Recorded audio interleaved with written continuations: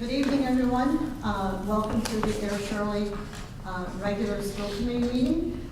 Today is Tuesday, May 4th, 2021, and it is at 6:41. We have a quorum of the committee. I need to announce that those attending tonight's meeting should be aware that the meeting is being audio and video recorded by Air Shirley Regional School District and by APAC. Any audience members who wish to record any part of the meeting must inform the chair, who will announce the recording. This is to comply with the Massachusetts wiretap statute. The listings of matters are those reasonably anticipated by the chair, which may be discussed at the meeting. Not all items listed may, in fact, be discussed, and other items not listed may also be brought up for discussion to the extent permitted by law.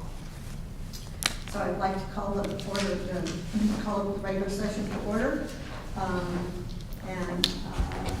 I will call the committee. Michelle Ranger. I'll do it. I'll do it. You never called on me. Do the pledge? The thing says call the meeting to order. Oh, sorry. Okay.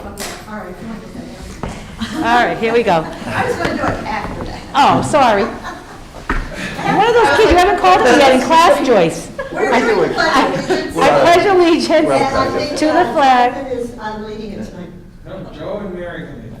Okay, Joe. I nominated myself. I pledge allegiance to the flag of the United States of America and to the republic for which it stands, one nation, under God, indivisible, with liberty and justice for all. Thank you, everybody. Michelle Ranger. Present. Jonathan DeForge. Present and accounted for. Joe Leone. Here. Cheryl Simmons. Present. Joyce Reeshute's present. Thank you, everybody. We are so fortunate tonight to be in person again. We're starting to feel like real people. Everyone has felt that way. And we have Cheyenne, who is our student rep. And for a change, I get to see what she looks like. Over here.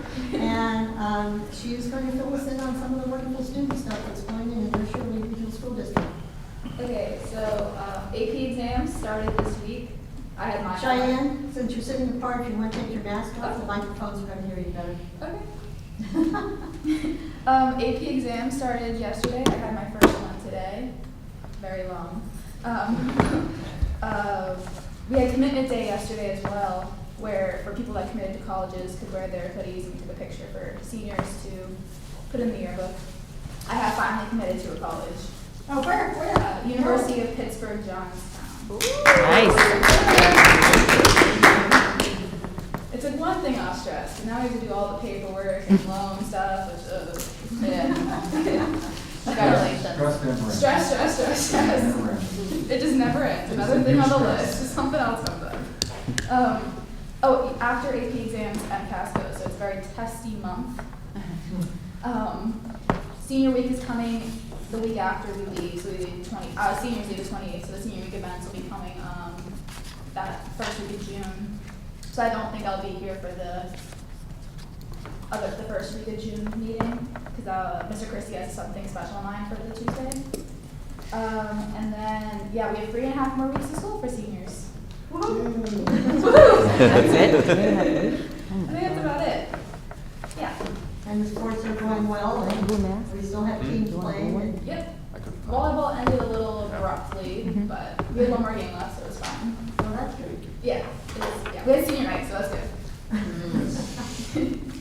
So when is the date of graduation for the public? Did you say that? I'm sorry. June 4th? June 4th? That's the Friday? Yeah. Friday, June 4th is graduation? Yep, and I think that it's going to be, as of what I heard last, this could change, I don't know, we were thinking they can invite 6 people, and we'll all be in a pod, so the students will be in the same pod as their parents, and it will all be spread out. Cool.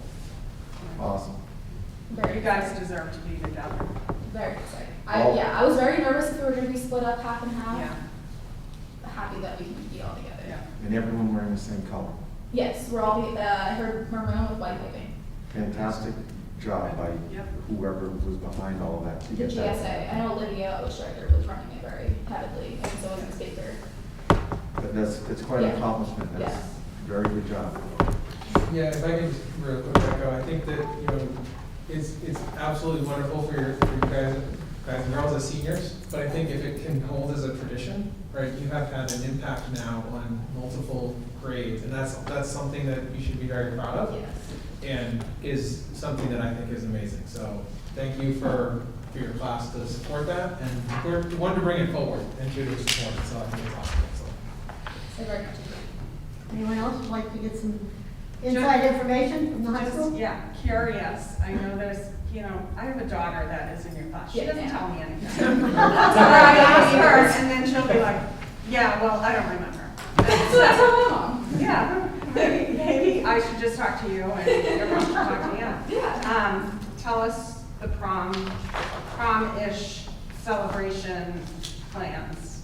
I don't know much about it. I'm not on the school committee, the prom committee? yeah, I'm not on that. Mm. I hear I think June 18th, most likely, maybe question mark. And it's gonna be no food, your distance very much will be outside, just dancing distance. Only people in our grade can go, so you can't invite, no more plus ones. Yeah. Still gonna be exciting. Got my dress. That's, if I may, Madam Chair, that's accurate information about the prom. Okay. And Mr. Christie, actually during my Supers comments, Mr. Christie is going to update the committee on senior events in the prom and graduation. As you know, the guidance comes out from the Department of Elementary and Secondary Education, often in iterations, and we change, and we're very flexible. So we've been able to adjust as the guidance has come out. So thank you and congratulations, and thank you for serving the school committee as a high school liaison throughout the school year, Cheyenne.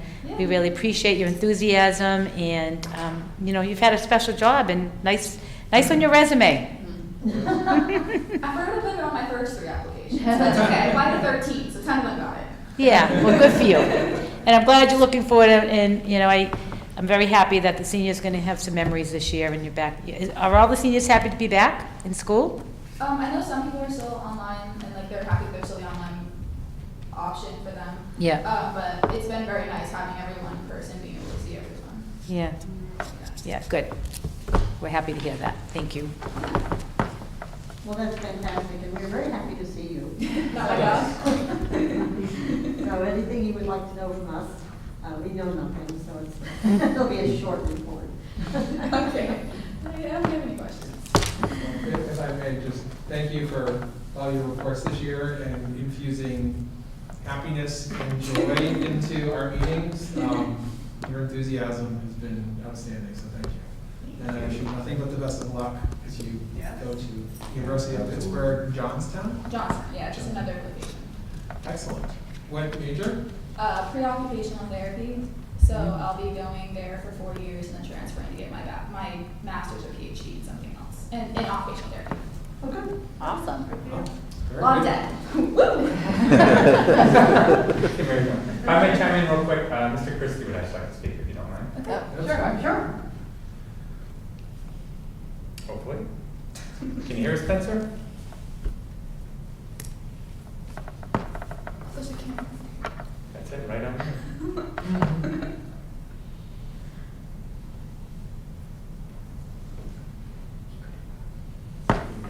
In the meantime, Cheyenne, thank you for everything. Thank you for coming and giving us updates all year, and good luck. Best wishes to you. Thank you.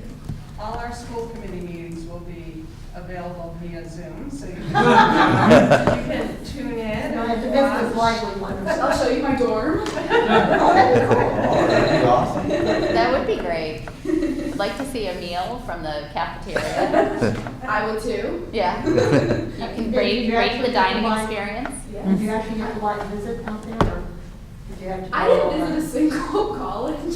What? I didn't visit a single college. I have all of my junior friends telling me they visited so many, and I'm like, yeah, I haven't. It's okay. I know that Johnstown is 655 acres. It's like Wow. all woods. It's very naturey. So my program is natural sciences, focused on pre-occupational therapy. So it's gonna be a lot of outdoor stuff, which is gonna be exciting. Oh, good, It's gonna be good, pretty. good, It's yeah. very pretty. Good. Well, it's a nice part of the country too. So. Yes. In your defense, there probably wasn't a lot of schools that did have in-person Yeah. tours, Right. so Yeah, It we were wasn't gonna tough. go visit Pennsylvania, because I applied to 4 colleges in Pennsylvania. We were gonna go visit them April break, but, oh, there he is. That's his way of getting your attention. We were gonna visit them in April break, but they didn't have any hotels to stay in because of the Massachusetts. Oh, yeah. Yeah, that's been a bummer for you, I'm sure, but that's okay. It's okay, we'll It'll be see fine. when we get there. Yep, it's not gonna change. Yeah. Oh well, I already committed. Put the money down. All right, I apologize, the other speaker isn't working, but here he is. Dr. Malone, members of the school committee in Cheyenne, thank you so much. Cheyenne, first, I want to echo the voices of everyone here. You have been a phenomenal representative this year. You've represented the high school so well, and we are so proud of you. Continued success at the University of Pittsburgh and Johnstown. They are truly lucky to have you. Thank you. I wanted to provide a little bit of clarity on some of the senior week dates. I can also provide a little bit more information on graduation and prom. I'm happy to do this either now or during the superintendent's report. Well, you have the floor, Mr. Christie. We might not get you back or something. Perfect. So we will be starting our senior week activities on May 24th. The seniors will be having a night at Kimball's Farm. That'll be 4 to 9 p.m. I have to tell you, the senior class really did a phenomenal job. Tickets for that event, which are typically very expensive, are going to be $20. Wow. I would also like for you to know, this will be the only event that seniors will have to pay for during senior week. That's awesome. I work there, so it's free for me. Only thing that's free for me there. On June 1st, we planned a senior parade through the schools. We will be starting at the high school before going to Page Hilltop. We'll then be moving on to the middle school and the Lorna A. White School. Nice. Students will get to parade either through the schools or on the outside of the schools. And because graduation from a district is never just a high school, students will be able to thank their teachers from each of the schools to which they came up with. And teachers will be able to express their sincerest joys to the students upon graduation. We'll also be able to show some of our youngest students what it looks like to be a graduating senior. Something we haven't done before in the past, and we're truly excited about this year. Love it. On June 2nd, we have an ASRSD surprise event. Ms. Simmons, it's funny, your daughter actually asked yesterday, Yeah. how many of the parents know what this is? To which I had to honestly answer, yes. One parent knows, it's your father. He hasn't spoiled it for me, and I said, yes, he doesn't want you to know. Right. So, surprise event, more information will be coming soon, but that will be 7 to 9 p.m. It will not be on the Air Shirley campus. Okay. I'm intrigued. I'm not here, just tell them. We have an extremely large online audience, so I wouldn't want to spoil They're not there either, just say. You guys will love it. I think it would be an interesting experiment if you said it and you knew how fast everyone in the class knew. If Cheyenne knows, it will be within seconds. Me, never. On June 3rd, we will be having a car parade through the towns of Air and Shirley. So that's going to be 7 to 8 p.m. We've been working with the Air Police Department. They've been absolutely unbelievable about making sure that this is an event to be remembered. This will be at dusk on June 3rd, so that's 7 p.m. It was an event that seniors last year really enjoyed, and something we're really looking forward to this year. June 4th at 6 p.m. will be our graduation. That will be on Norton Field, right outside at the high school. We are planning on having everyone there in person. We have a recent update to our graduation guidelines. So this came out very recently, even past the guidance I had shared with you guys. Students can now be they can be 3 feet or further apart. So we are looking at potentially having all seniors in a section to themselves with pods up to 6 family members behind them. This is going to be, thank you. This is going to be a graduation that I think our seniors are really proud of. It's something that they've looked forward forward to for 4 years, and something they really deserve. This has been an unbelievable senior class, and we're so proud of them. June 18th, we are abiding by DESI guidelines, and from 7 to 9 p.m. we will be holding a prom. The prom will be a little bit different from what you've normally seen in the past. We have a 60 by 90 foot tent that will be appearing on Norton Field. It is absolutely gorgeous, and it's something that will really make our seniors proud. We have seating for up to 150 people, although we won't have that many people at the event. This will be an event with music, so students will be able to dance if they wish. There will also be a number of lawn games that students will be able to play.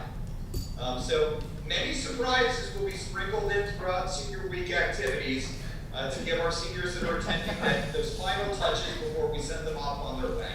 But we're incredibly proud of our senior class, and we're so happy we're able to put on a senior week of activities for them this year. Well, thank you so much, Mr. Christie. This is what some parents sitting here want to know. So the rest of us want to hear it too, so it's okay.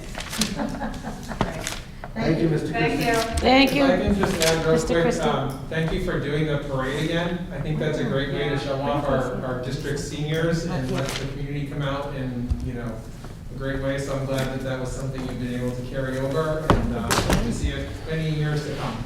I had a lot of past seniors text me, ask me if we were gonna have the parade because they really enjoyed it. Yeah, that was awesome. I love the addition of the tour around the schools. I think that's really cool, and I love the idea that the younger students will see what a graduate looks like and what it's like to graduate from Air Shirley. I think that's an awesome, really, really, really great idea. And, there are teachers that, your third grade teacher may have impacted, your career choice or whatever, and it would be nice to be able to have that moment to say, thank you and I'll never forget you or whatever. And I'm sure they'll say the same to you, Cheyenne, with, I went to school in Lowell. oh, well, maybe not. Middle school. Middle school. Yeah. Middle school. Some teacher's gonna be like, I never forgot your charming, sweet personality. So. I'm a little different in middle school. Anyway, I think that's a great idea. Yeah. Look So forward to is it. it- Mr. Christie, will we know the parade routes so that I'm not standing in the Yes. wrong place? Yes, we'll be happy to publish the parade route. I think it's going to be fairly similar to last year, although instead of starting at Brownie Park, we will be starting at the high school and we will be ending at the high school. Okay. We do want all students to end back at the high school, so that's my only hint here. It may be a surprise. I don't like surprises. You're gonna like this one. I like to know. You'll like this one. You're gonna like Diane, it. I know you. You'll That's like right. this one. Is it sweet? Is it like candy? Because I like candy. I like sugar. That's true. For anyone who's seen you eat lunch, elf major food groups. Madam Chair, you can ride gunshot with me. You can ride gunshot with Okay, me. all right, that sounds like fun. That sounds like fun. Okay, well, thank you, Yes, Mr. and Christie. You may be for a life- some right, committee your members lifetime. who would like to Be careful. participate in the event, well, Okay. So I love when, professionals embarrass the students in public. You know, I want to pass healthy things, because you pass junk food, and there's only 30 minutes, and 30 minutes is like 5 to me, so I'm just. You gotta make sure the junk food goes first, If there's I think they're candy, I'm gonna okay eat with it. right? I understand. Grapes can be for later. Your mother packs your lunch, Cheyenne? I don't eat dinner or breakfast at home usually, I'm very busy, so she enjoys packing lunch, because it's like her only time to eat. Okay, I was gonna say, you are going to college, you know. Yeah. That's when you befriend a lunch lady. Yeah. Real soon. Well, thank you so much, and let's move on. We have public Thank you, Spencer. participation. Thank you. We have people on Zoom tonight, and so you'll have public participation. It's a little different because some people can see stuff I can't. But please, we will limit everyone to 3 minutes, and please identify yourself with your address. Dr. Malone? No, I was just Yeah, going to ask Bob? Mr. DeFoy, just check his email if he could, please. Okay. Do we have anybody on Zoom? We do have 2 attendees on Zoom, but it looks like neither one Is asking to to speak. speak? Can I confirm that's 2 attendees total? 2 total. Thank you. Well, 3 if you include Mr. Christie. Wait. We don't include Mr. Great, Christie. great, great. Oh, we do have somebody else at this time. Everyone's out voting.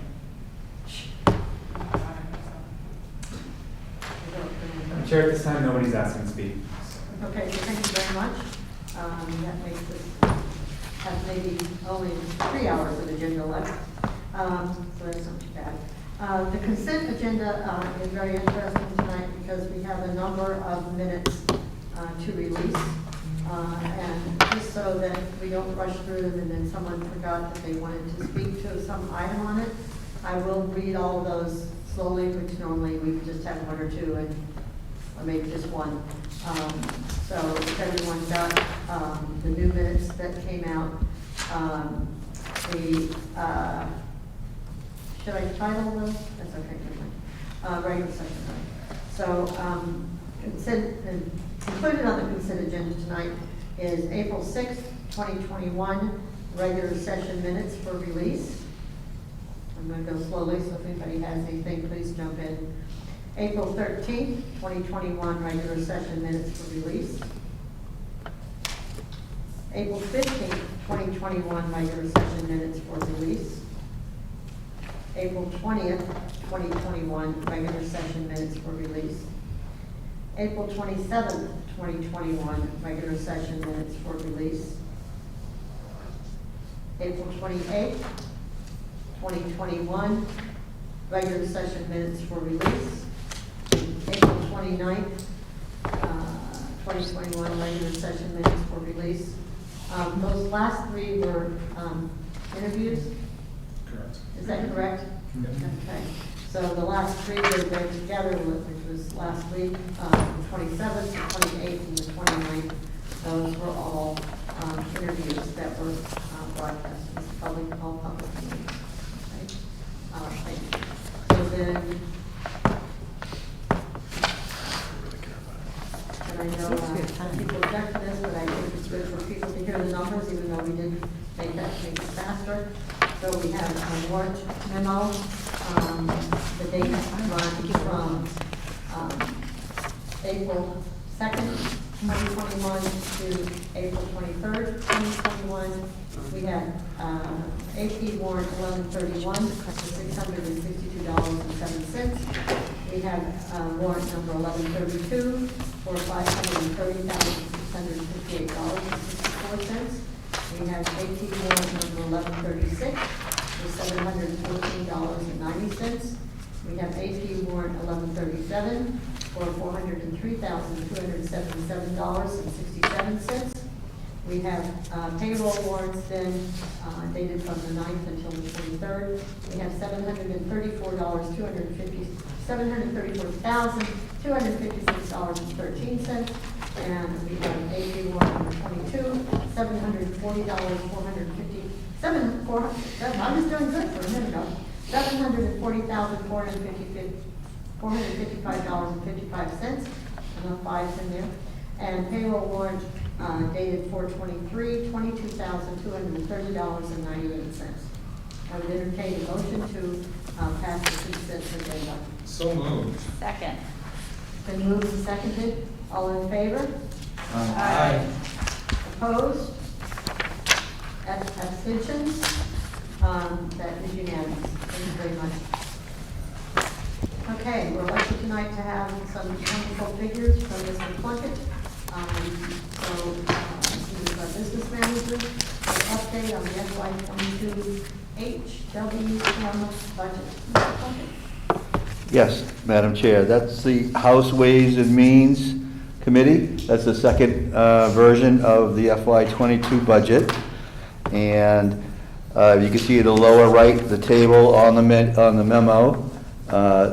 We're $13,000 over the House Ways and Means number. So they've increased the budget $102,000 over the governor's budget. So we're very close. You can see the receipts are at the top, the revenue is at the top. And we have about 114,000 more than the House Ways and Means. And that is offset by the charges. We have more charges than the House Ways and Means by 101,000. So the net difference is we're only $13,000 over the House Ways and Means budget. So we're pretty close, really close. And it doesn't usually change much from here. There's two more steps. The Senate, Ways and Means, and then the Conference Committee. So feeling pretty comfortable with where we're at, where we are. You can see we're a little bit high on charter reimbursement because we set ours closer to what the governor had, and then the House Ways and Means knocked that down a little bit on the revenue side. So that 60,000 the House Ways and Means had is right from the Department of Ed. So this is 13,000, we budgeted an extra $13,000, so we're good, correct? We're not, we're the opposite? It's the opposite, right. We're short. We're short. We budgeted less than that, 13,000 less than the House and Ways and Means budget, so we're in good shape. Yeah, we're to the negative side, 13,000. Yeah. Okay. So which is the positive side. Yes. For the illiterate like No, we're not myself, positive. Planning. can you put that in like my terms? Can you like dumb it down for me? Yeah, well, looking at our budget compared to the state budget as it is right now, Yep, we have more revenue in our budget. yep, So that is a concern, because if the revenue doesn't come through, then you're gonna be under budgeted, or over budgeted. And then the charges, we have more than the state, so that's a good thing. okay, Because if it goes closer to their numbers, we'll have more money available. okay, So it's net, we're looking at a net, we're $13,000 over the House Ways and Means budget. okay. So it's we have a little bit more in our budget than they're anticipating. Right. 13,000 is pretty close. That's, hey. It's very close. On $8 million, you've done a great job. Yeah, it is very close. So, And usually the House Ways and Means, it doesn't change that much when it goes through the Senate and- Right. and the governor, so we're pretty confident that this will be the budget for the FY '22. okay. Yeah. So, Nice job once again. usually what we run into just general education. So this is charter tuition reimbursement, regional school transportation, and that's always been one of the wild cards, was the transportation. Right? Because it varied so much, the percentage, it went way down, now it's coming back up towards 80%. So it's about 8%. It's usually the mid-70s to 70, upper 70s percentage, So, has been lately. yeah, until that year they cut it to 40 and Right, everybody had a right. cap it. So this year, what's the percentage that is now, the regional school transportation? We're hoping for close to 80% funding. So that $401,000 is, am I looking at the wrong number? 446,000 in the House Ways Oh, and Means. okay, I was back on the wrong line. Okay, so $446.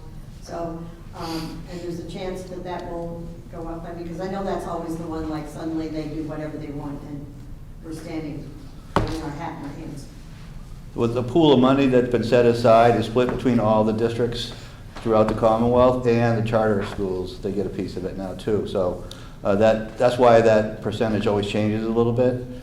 So the charter schools now are getting transportation? They get reimbursement, yes. They do? Yep. And is that fairly new?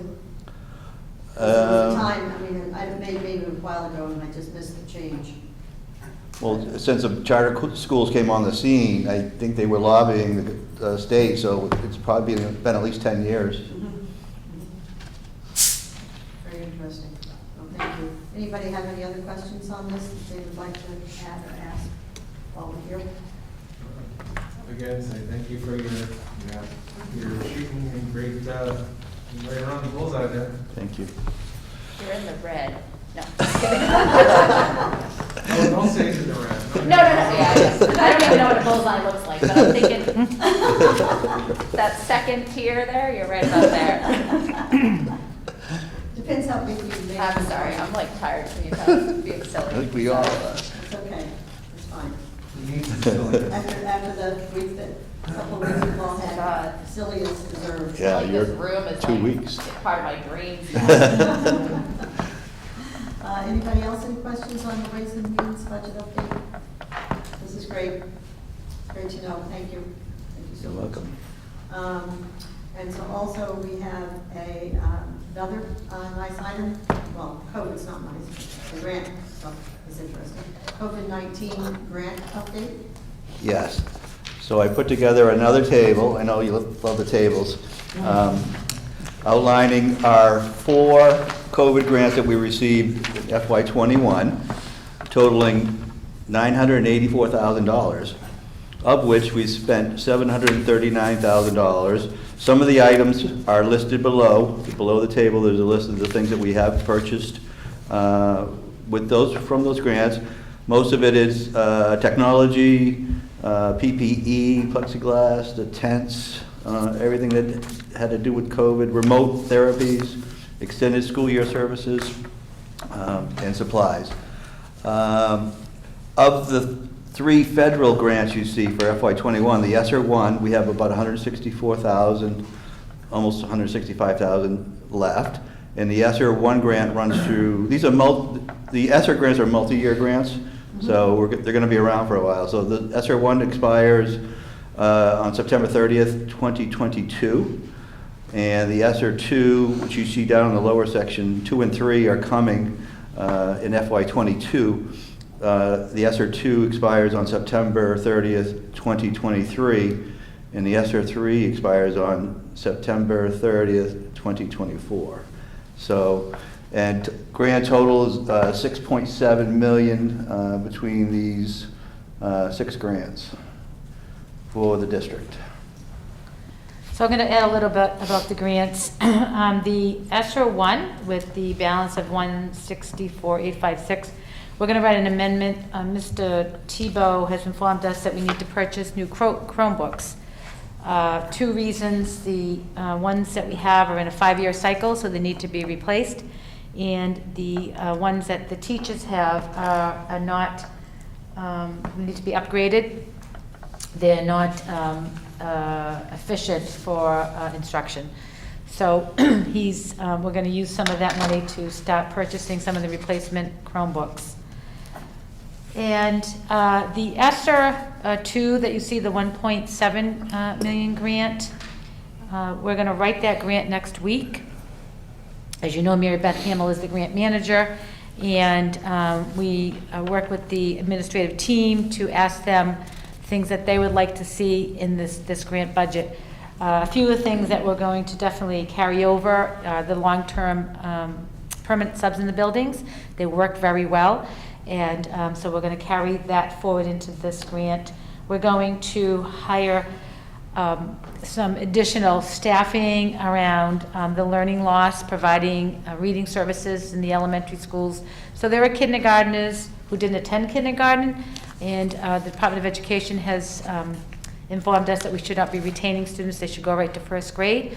So we know that kindergarten and grade 1 are key areas for learning how to read. So we're going to, but I want to inform the committee that we'll be hiring the staffing under a contractual basis, because when the grants go away, we're not able to sustain salaries and health benefits in your general fund.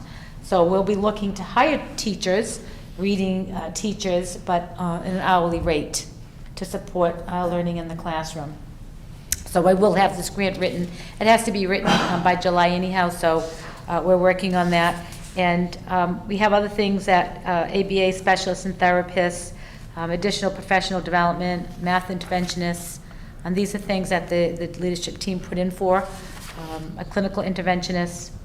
Quite a bit of the funding has to be put towards social emotional supports for kids, so we'll also be putting that into the grant. So that's kind of just an overview of that ESSER 2, and then the third ESSER 3 is actually the America Rescue Plan grant, and for the purposes of Massachusetts, we're calling it ESSER 3, and that grant has not been funded yet. An RFP is not put out, and that's 3.9. So what's going to happen, you're going to see that as you write these grants, I'm going to caution, and like I said, I'll be doing this ESSER 2 grant, you have to caution that what you fund in these grants, a lot of one-time expenses and not reoccurring expenses, because again, when this grant ends and you can't carry it over to your general fund. There's actually no recurring revenue. Right, so that's why we write like this long-term substitutes. You know, this grant is a 2-year grant, so we'd probably write the reading teachers and contractual people over a 2-year period, so we'd have them. And then they would expend the funds, and they would know that you hired on a contractual basis. So there's no obligation to keep anyone employed, which, you know, unfortunately, these grants are one-time grants, and they will no longer be funded. Your entitlement grants, such as Title I, that is a reoccurring grant that we do have salaried, you know, employees in that grant because we know it's reoccurring. And we do strategize around the Title I funding because you never know if it's going to be reduced. So we're very strategic when we look at who we put into the grant for funding and salaries. So again, if the funding was reduced, it wouldn't strap the general fund budget because we had to carry those salaries over. I think that's what I had to say, and we did talk about the dates. So the grants are 2-year grants. They call them multi-delegation grants. And I want to give, you know, a shout out to Mary Beth Hamill. You know, as you know, she is the grants manager, and she manages the entitlement grants, but all these extra grants that are coming through, you know, it's a lot to manage them, and we help support her, so she's done an excellent job with that. And, you know, any other questions that you might have about the grants and the funding? Mr. John, Mr. DeForest. So for these ones coming soon, is there you said they run 2 years. Is that, sorry, you said they run 2 years. Yeah. They start July 1, 2021, is that when they? 2022. I mean, 2021, yes, I'm sorry. Okay, so when did they need to be applied for? Like, what, do you have to have them submitted by, like, how does it, what's the submission? So the ESSER 2, the 1.7, that has to be written by July. Okay. But we're gonna write that and have it written. And then, because we've been working on it, we knew the funding was coming, so it's something that we should do.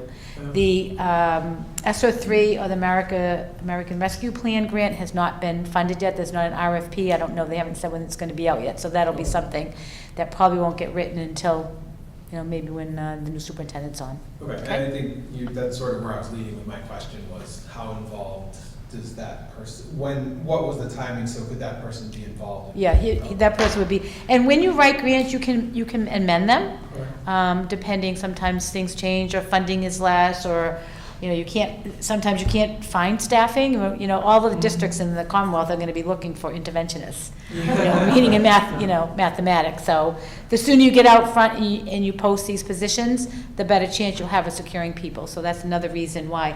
Plus, you know, this is a pretty significant amount of money that really needs to be managed and the grant to be written. So it does behoove us to get the grant written and submitted to the department. One of the things about the ESSER 3 grant is it can be used for capital expenditures that are around, you know, improving conditions for students from COVID. So that'll be something that needs to be delved into a little bit more, so we better understand it. We've been looking at it, and so that might be something when you know, my successor and the team writes that grant, it may be used for. Unfortunately, not for the fields, but I saw you looking at me, Joyce. But you know, it can be used like ventilation, for example. Right. It can be used to improve. It can be. You know, it may be, you're going to see when I do the presentation on the improvement to the facilities, it could be used for windows, because windows improve the ventilation and conditions around COVID. So right now, the windows that we're replacing at the Page Hilltop are short of money, in my estimation, at $16,000. So there's no reason to, you know, put that off, if you will. And we want to get them. Sure, improving outdoor facilities is ventilation. Yeah, I think so. We could make a really strong argument. An outdoor Yeah. classroom. Yeah. We need the ventilation. I think that's a. Just the classroom is more activity. We know it's more ecologically friendly. Yeah. But, you know, the other thing that's going to happen with this, excuse me, I just have to sorry. The other thing that will happen, because we can assign many of the expenses to the grants, you're going to find your general fund, you're going to have your excess may be greater, which is good, because right now, you know, our E&D is what, 650? And, you know, we can sustain about 1.2 in our excess fund. So that'll be another, it'll position the district so that, like, we already anticipate at the end of this budget, you're gonna, I won't be here when obviously when the auditing and the closing out of the FY21 budget is done, but I do anticipate you'll have a significant amount that'll go to E&D, which is, you know, something that you want, obviously, so you're in really good position, financial position. This is fantastic, you know, and it's because what you can, you're always so tight with just running the school. Yeah. And then what you need to do, and you know you need to do an extra for students and for education, and this is what allows you to think about that instead of just trying to do the minute by minute expenses that we have all the time, so this is super. Yeah. Any other questions? I just have a question. So when you talked about some of those specialists that you mentioned kind of posting early, Mhm. do we have like a timeline of when we think we would try to start posting, or, you know, like you? Well, you want to get the grant approved, Yeah. you know, and know that the grant's been approved. So like I said, we're going to meet next week and we're going to write the grant. And then as soon as we submit it, the Department of Education, these grants, the approval has been a quick turnaround. And they're very, very flexible and very broad, so that there's not a lot of scrutiny applied, like say in Title I and Title IIA, where they can be, you know,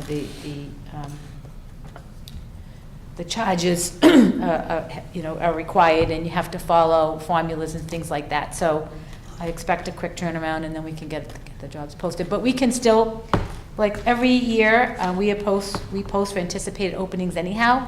So, you know, as I'm thinking this through, we could probably start that process as well for anticipated openings, and then, you know, you can see what's out there for talent. Could you even post subject to approval of it? Mhm. You know what I mean? Like put that in the posting? Yeah, or anticipated openings mean we anticipate we're going to have this opening, so Yeah. there's really no, like, if you look at School Spring now, we have anticipated openings in elementary and special ed, and we don't really have any openings right now. There's bye Cheyenne. Thank you for Bye, Cheyenne. listening. Thank you. It's getting very dry, Cheyenne, I get it. You know, you know, right now, we have a few retirees, and really, you know, we haven't heard of any turnover yet. So, I mean, we always have people that leave. They leave for different reasons, but right now, we're heading into May, and our staffing is pretty stable, so, That's good. yeah. Thank you. Anyone else? I'd just like to add that if it's contracted services, we won't need to post. If they're the specialists or contracted services, we could use an agency or a collaborative, because they're going to be purchased services, so there won't be any employment laws or any unions issues. Well, it's almost a 1099 job. Yeah, isn't it? yeah. And you know, I started doing that when I was in Haverhill under the Title I grants, because, you know, a lot of times when you get grants, you know, salaries are a great way to expend your funding. But, you know, what is the thoughtful planning that goes behind, you know, just, you know, hiring 5 people and you expend the money? Because managing grants and grant writing is complex and it's deep. But it's certainly, you get more for your buck, if you will, you know, when you're paying somebody hourly rather than a big salary. So it really benefits the district, and it benefits the students, because that's what it's all about, is benefiting the students. And you know, I know for the teachers, the first grade teachers asked to meet with me last week, and they were talking about the reading services, and you know, our first graders learning how to read and such, and support for those services. So you know, I listened to them and, you know, went back and I thought, wow, this is perfect, because we have the grant, so we can provide those interventionists to give them the support that they're looking for. Because we don't know how many students. Right now, our kindergarten enrollment is low. We're going to advertise. We've been working on the advertisement. We stop on things, right, because it's been a busy time of year, but we will be advertising in the local papers that we have, you know, openings in our kindergarten, and please apply. So that we can get a good number on our kindergarten classrooms. But we do anticipate, you know, kindergarten is not mandatory, so there are many students that didn't attend kindergarten this year Well, due to COVID, parents' issues. COVID, Yeah, no, we understand, you know, held them home with working and everything. parents and so on and so forth, that you know, that was a choice. Like all those parents are required to go to work for real, and not sit at home all the time. Hey, people, I'm around people today, the last few days I've been around people, I'm like a dog, it's exciting. It is, you get, Or in the case of, there was actually, just as a quick aside, there was a goat that appeared today at the Fields vote, so, which was quite entertaining. a goat A goat. just appeared? Well, no, it came on a leash. It came on- Oh, I was gonna say. The goat's name, Runaway the goat's name was Molly. Oh, nice. Was Molly voting for the Fields? Molly's definite supporter. Excellent, love Molly. Yep, so she was good, but, just on this, I hope that we as a district can make these mobile hotspots, something that comes out of the grant and comes into our general fund. I think it's about $3,000 a month we're paying, is that about right? Actually, we're moving to having about 250 hotspots for free for next year. Really? Wow. Completely free. Would you like to fill us in on that? Please do. Can you elaborate on that, please? T-Mobile's been great to work with, it's been an excellent partner throughout.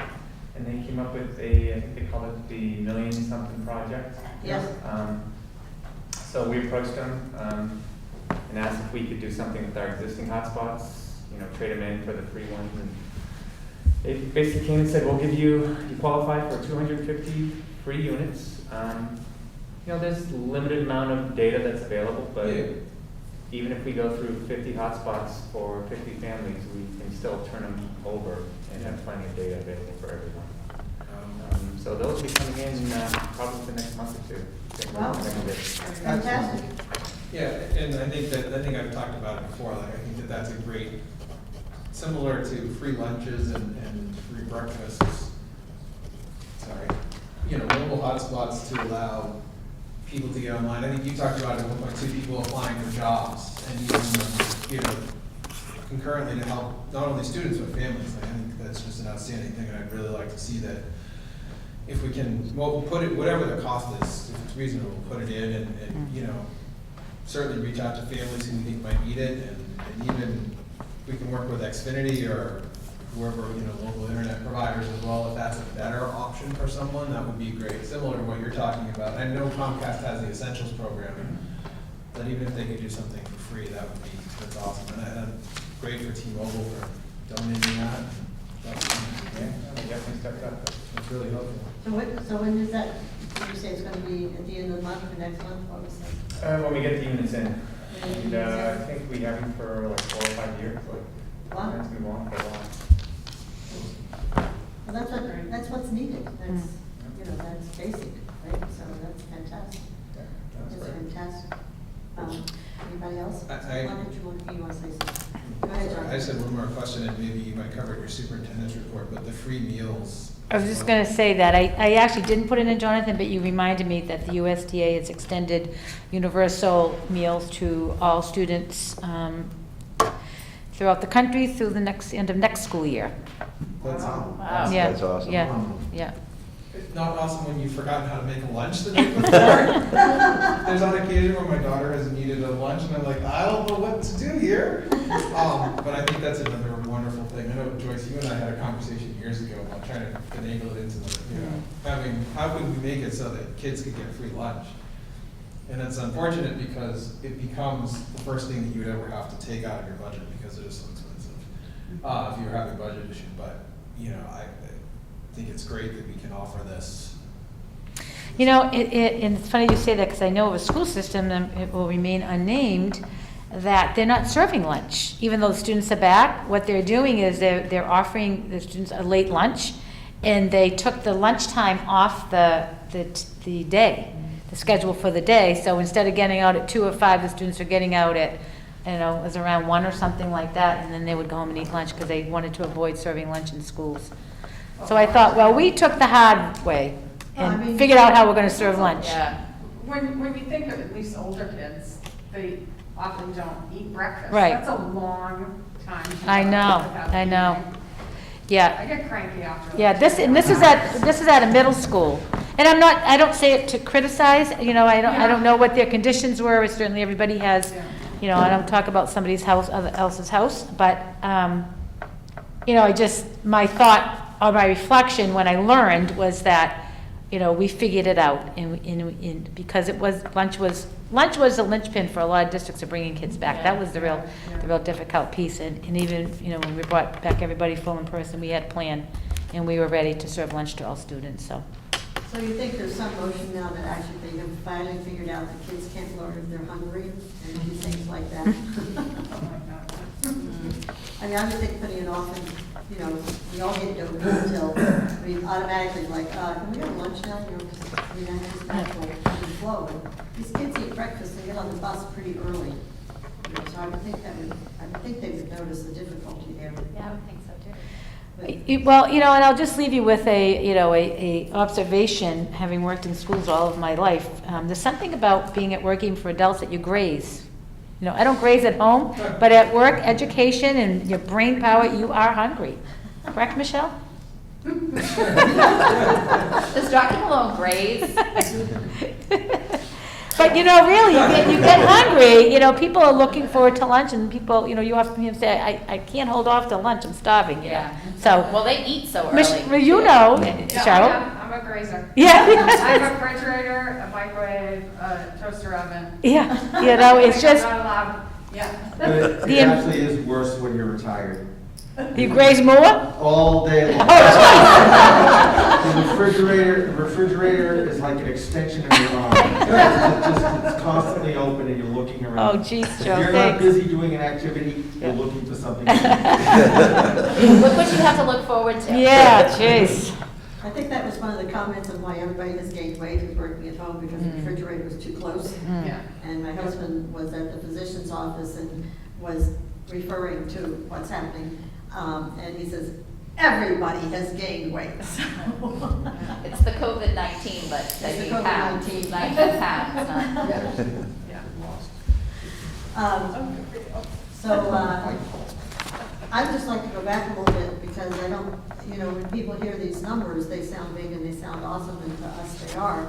And I think maybe this is a little repetitive, but just to let people know what the expenditures include, because it's a long, long list. And a lot of people go, well, you know, what did all that money go for? Remote service coordinator, structural assistants, tents and plexiglass, screening and intervention materials, remote learning systems, internet connectivity, iPads, mobile hotspots, half-time nurse, which was very, very critical, because we did do the pool testing, which is awesome, and another school I talked to didn't do it because they felt they didn't have the people to do it. And so this is critical for going forward. Reading interventionist, and I don't know what this is, RSAB. That was the Return to School Advisory Board. Ah. So all the members of the board were paid a stipend, and we paid it through the grant that met faithfully last summer, weekly. Yeah. Building-based substitutes, counseling services, remote therapies, assistive technology needs, ESY services, furniture and desks, because we had to change so many configurations so that they were in the proper configuration. Cleaning supplies, which of course probably were triple or quadruple what they were before, would be a guess. PPE and supplies for outdoor classrooms. So when people see those numbers, they go, oh, well, you know, what was that? Two things like cleaning supplies? No. It's an extensive list, and everything in there that I see is super important. So I just wanted to include that. Yeah, no, that's good, just, and things are expensive, I mean, just the outdoor tents, they were what, for the first part of the year, only like 60, 70? $34,000 for 4 tents for 2 months. Yeah, it's not, it's expensive, yeah. I'm sorry, can you say that again? $34,000 for 4 tents for 2 months. Wow. Yeah, But they're critical. right, I mean, that's not a frill, Right. that's critical. right. But, you know, and that's why the federal government is providing all of this grant money to, Right. We have a thing going on here that's out of everybody's control, and this stuff is critical Right. for us to go forward.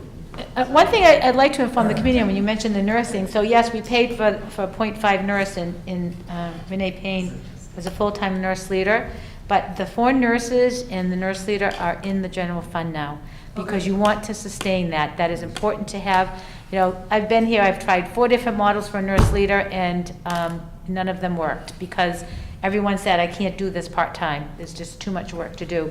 So, you know, we brought Renee Payne on, and thankfully, she stayed with us and we had a nurse leader, because what would we have done without a nurse leader? She was to guide us through valuable. this, you know, you know, when we were back to school, I spent 3 to 4 hours every day with Renee, just working on COVID and COVID cases and reports and all of that. Yes, Michelle knows, you know, and you know, I don't know what I would have done without an expert. And she's a great leader for the 4 nurses.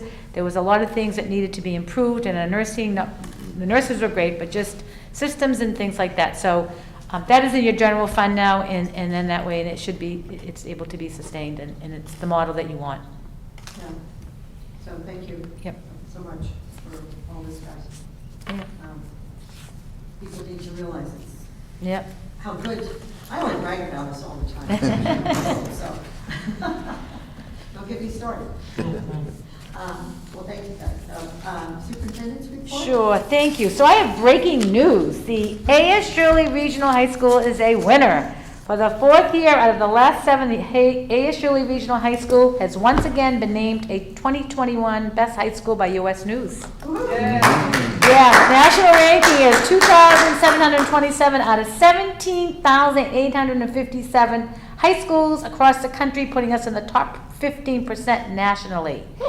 And state ranking is 108 out of 365, and we're in the top 30% of high schools in the state. So that is just So that is going out to all parents in all towns. Yes, I wanted to tell the school committee first, and yeah, so you always I get an email that says U.S. News announces they're going to announce the great schools. I put it in my calendar to actually remind myself that it's going to be published. So congratulations to all of us, the district, the principal, administration, teachers, all students, because you know that's. Did they bring into their rankings at all this year the whole disaster stuff, or how did they?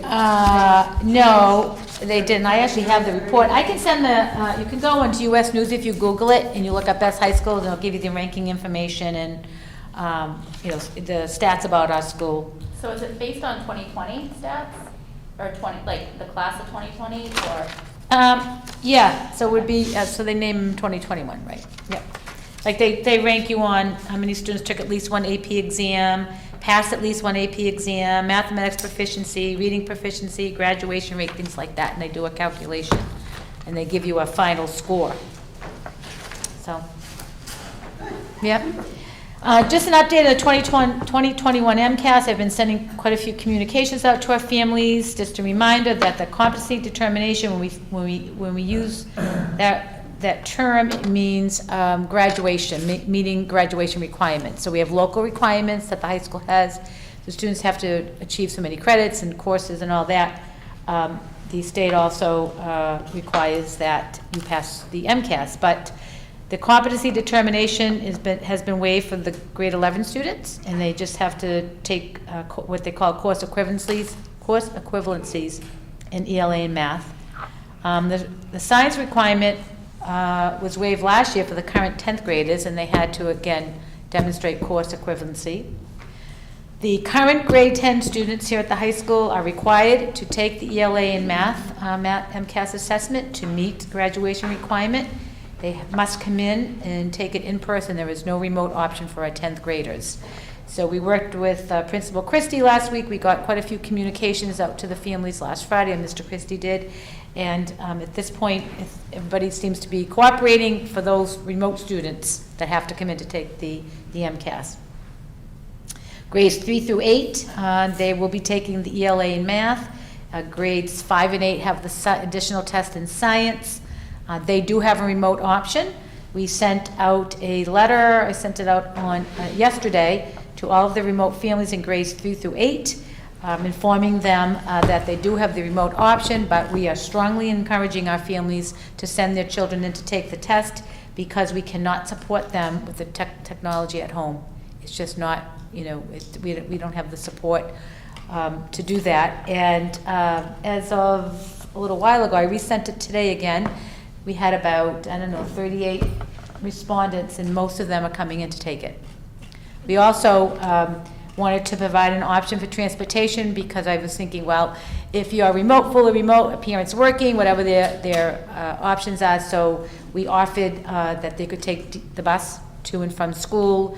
We provided an option that if you want the child to take the bus and pick them up when they're finished the assessment, or if you can't pick them up, they can stay for the day. They will, the principals will put the remote students into a classroom where they can log on and do their remote learning for the remainder of the day and take the bus home.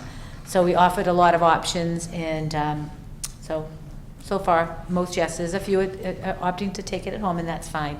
We respect everyone's choice. Thank you. Sorry, just to interrupt. Thank you for the creativity as always to get kids back in their comfort level and Thank you. kind of adapt. Thank you.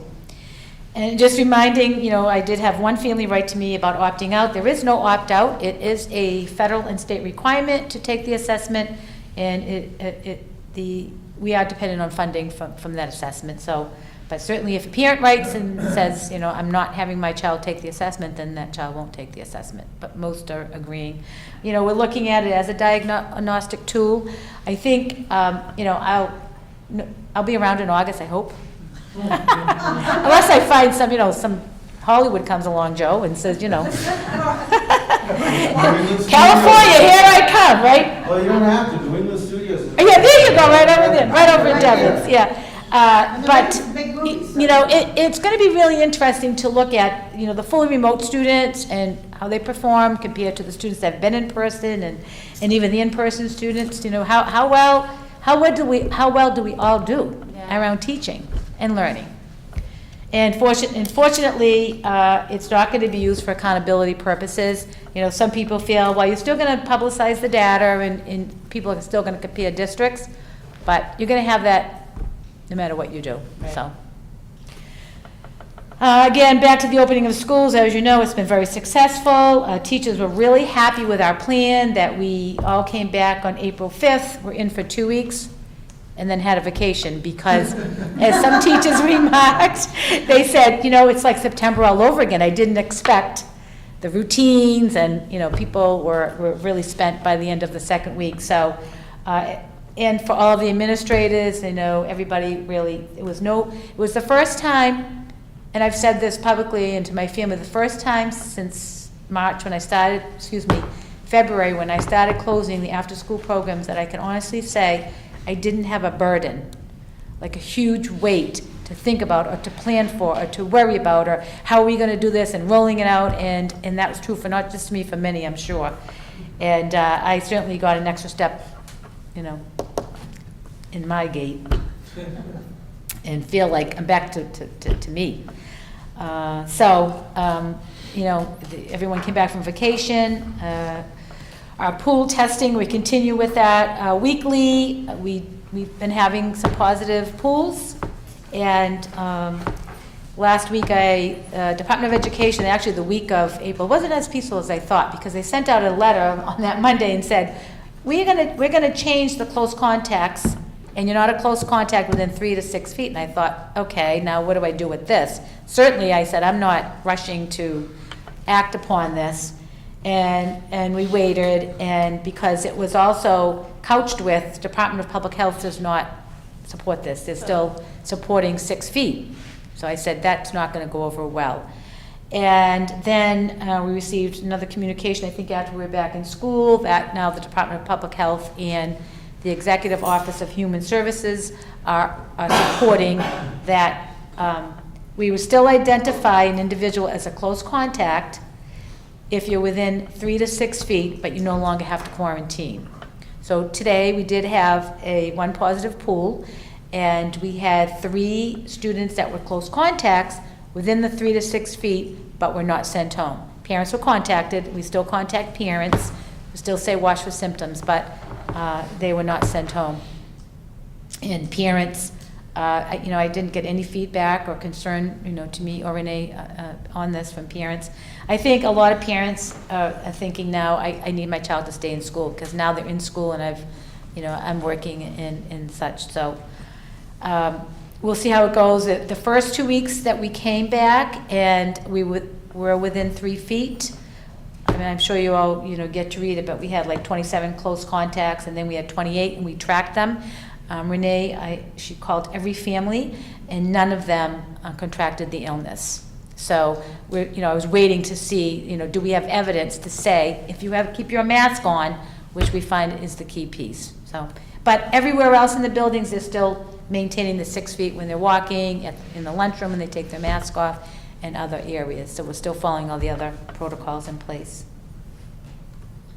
Going by what Mr. Debbie said, the kids are way ahead of any adults I know as far as doing that. The kids, my heart when I think of the kids. Can't even talk about it. Anyways. And then next year, the commissioner stated pretty certain we'll be back full in person with probably some health precautions, and there will be no remote option. And Mr. Cleary's going to report on summer professional development and the extended school year. Sure. Thanks, Dr. Malone. So as part of our, you may recall, as our transition to full in-person learning took place, we had a professional development day back at the end of March. We invited Dr. Khalees Warnham in place to talk about cultural proficiency and defining that for our staff, given that we wanted to transition back into school. At the end of each of our professional development opportunities with folks, we survey our staff to get their feedback on how the workshop had gone, how effective it was. Dr. Khalees Warnham did a fabulous job. 93% of our staff agreed or strongly agreed that it was a very effective presentation. They really appreciated her positive and upbeat style and the content that she provided. And then as part of that, dovetailing the surveys, because we know that our staff is, and lots of folks are suffering from survey fatigue. So as part of those surveys, we try to put out some additional questions. So I added some questions about summer PD to get a sense of where people were, what they wanted, what we're looking for. Feedback came back in similar categories that we would have expected: universal design for learning they were looking for, social emotional learning, cultural proficiency, literacy, and some instructional strategies to support the challenges that students are going to face or have been facing with mental health, trauma, adolescent behavior, and such. In addition, a lot of folks had shared that they have really appreciated over the past 2 years in the summer, we've done a number of different book studies in smaller groups, and staff has really appreciated this. And they're looking for more opportunities for book studies, focused on some of these same ideas: cultural proficiency, anti-racism, UDL, and adolescent behavior. So we're working with our staff on identifying facilitators for those book study themes. We have some that have already signed up to do these, and we're also working with some of our colleagues around us because of our cross-district PD opportunities with Littleton and Harvard. We've also worked a little bit with North Middlesex as well, another regional district nearby, to create cost-effective structures for cross-district summer PD, where we can have our staff participate in different sessions and integrate and collaborate with other folks.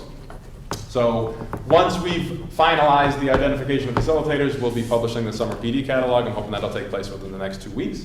And given the feedback that we've received from the staff, a lot of our staff have indicated that they're looking for some time to kind of reflect and rest a little bit and recover from this year. And so we've had feedback all along, so every week, yes.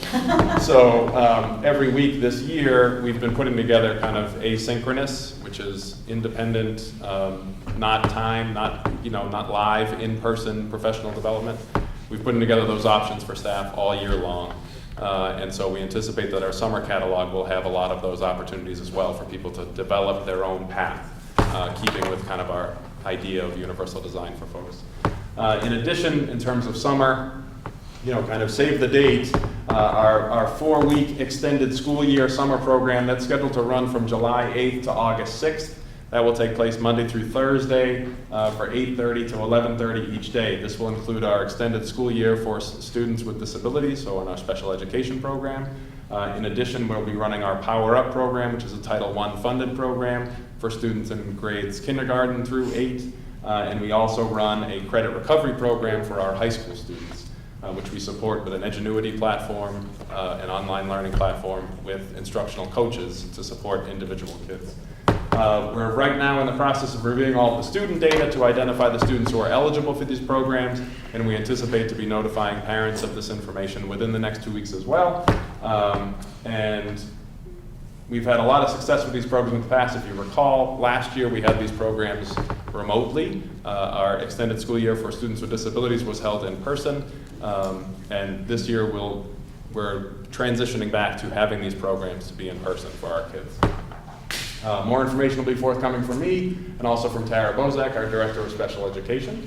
And in addition, the Department of Elementary and Secondary Education has put out some requests for acceleration programs for math and for English language arts in the summer.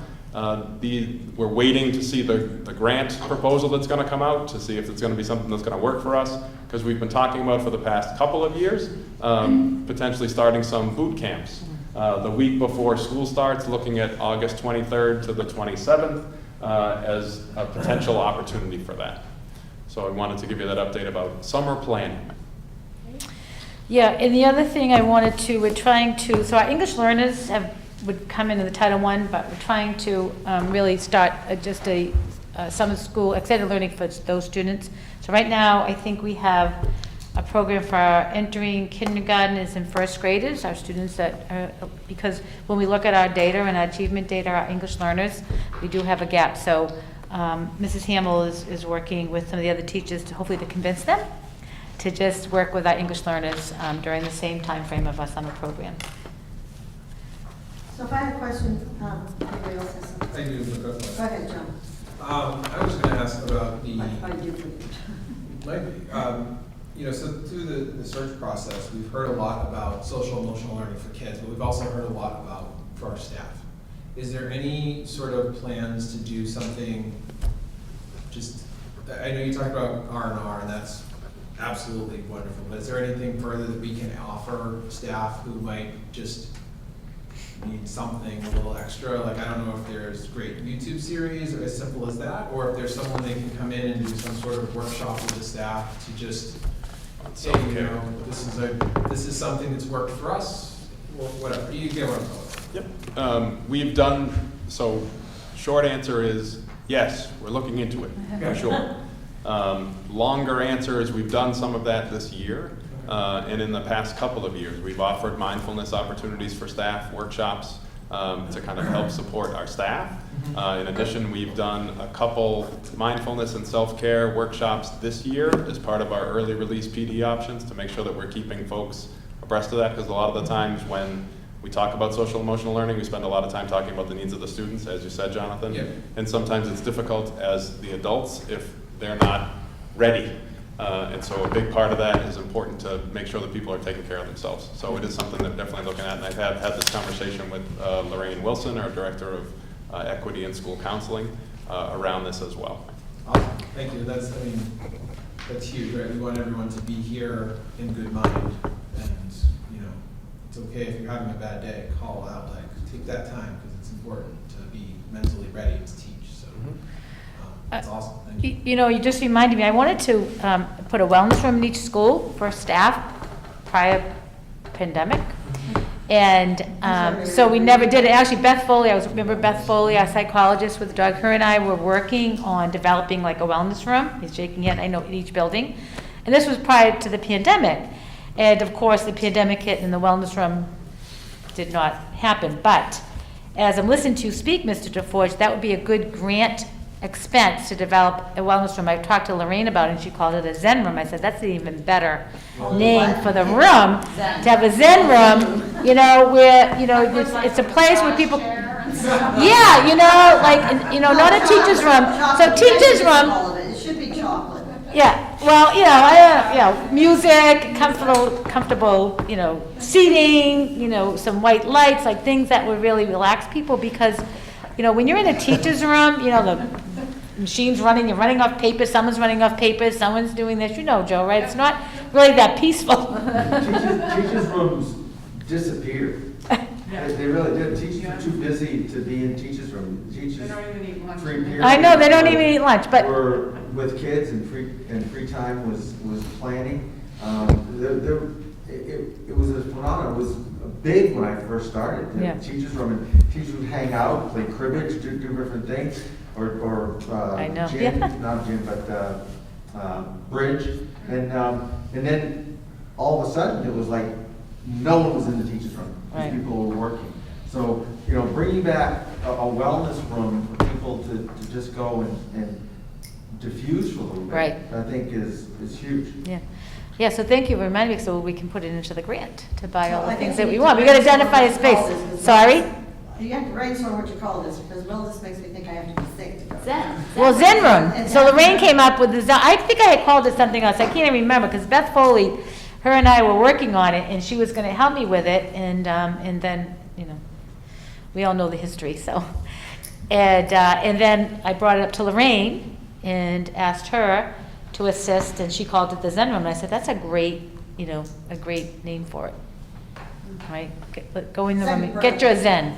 I mean, you could even have, like, I don't know if any of you have YouTube TV, but they will have, they don't always get the support for commercials, so they might show, like, there's a wolf, and it's in winter, and the snow is falling, and it says, get your Zen, and you just watch it, and it's so relaxing, because When they're doing that, has just that thing that says 30 seconds? yes, exactly, that And 30 they vary it, so seconds, it's rather not than, always- you know, trying to sell you a product like a typical commercial, and that's what the caption is, you know, get your Zen for the next 30 That should seconds. be in every room, the, you know, relaxing videos. Yes. and Waterfalls and like a spa. Right, as it's, you know, as we know, teaching today is overwhelming, is a lot put on teachers, and it's a big job, we know that. Well, it was an idea that was out in, I think, in one of the northwestern states, of 4-day weeks.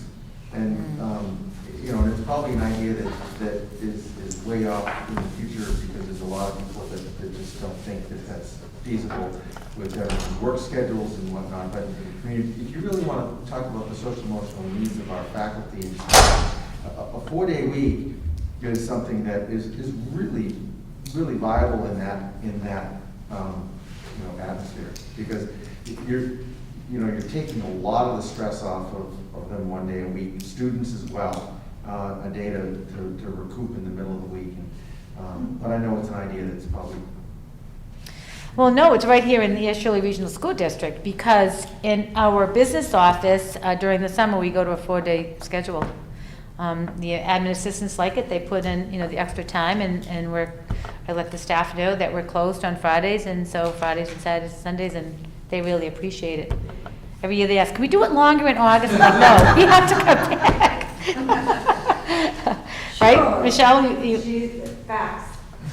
you know, it makes a big difference. Yeah. You know, it really does, Joe, you're absolutely correct, and, I mean, I would rather work a longer day and then have 3 days off. And that is the one thing that my granddaughter Madison told me that I needed to do while I was on school committee. So I thought I'd throw it out there. Yeah, there you go. As a, you know, last ditch effort here. So Right. please consider a 4-day. Well, there's a goal for, you know, the next superintendent, can you be the first, let's be the first 6 to have a 4-day week, so. I just had one more question about the summer thing, and I think maybe it goes in, but just observing how the kids came back, was it too much different than when they started in September? Just the kids getting into, like, doing it, being in the groove, understanding what they're here for?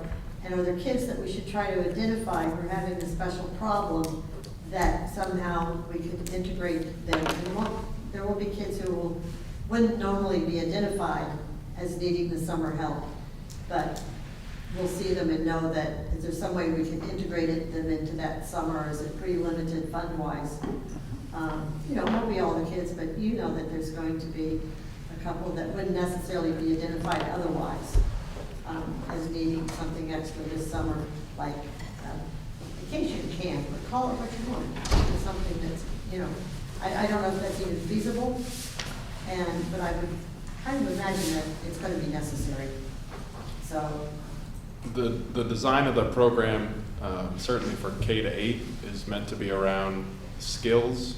Typically, it's targeting around math and ELA, but we always have a counselor as well, and we want to make sure that SEL is part of that as well.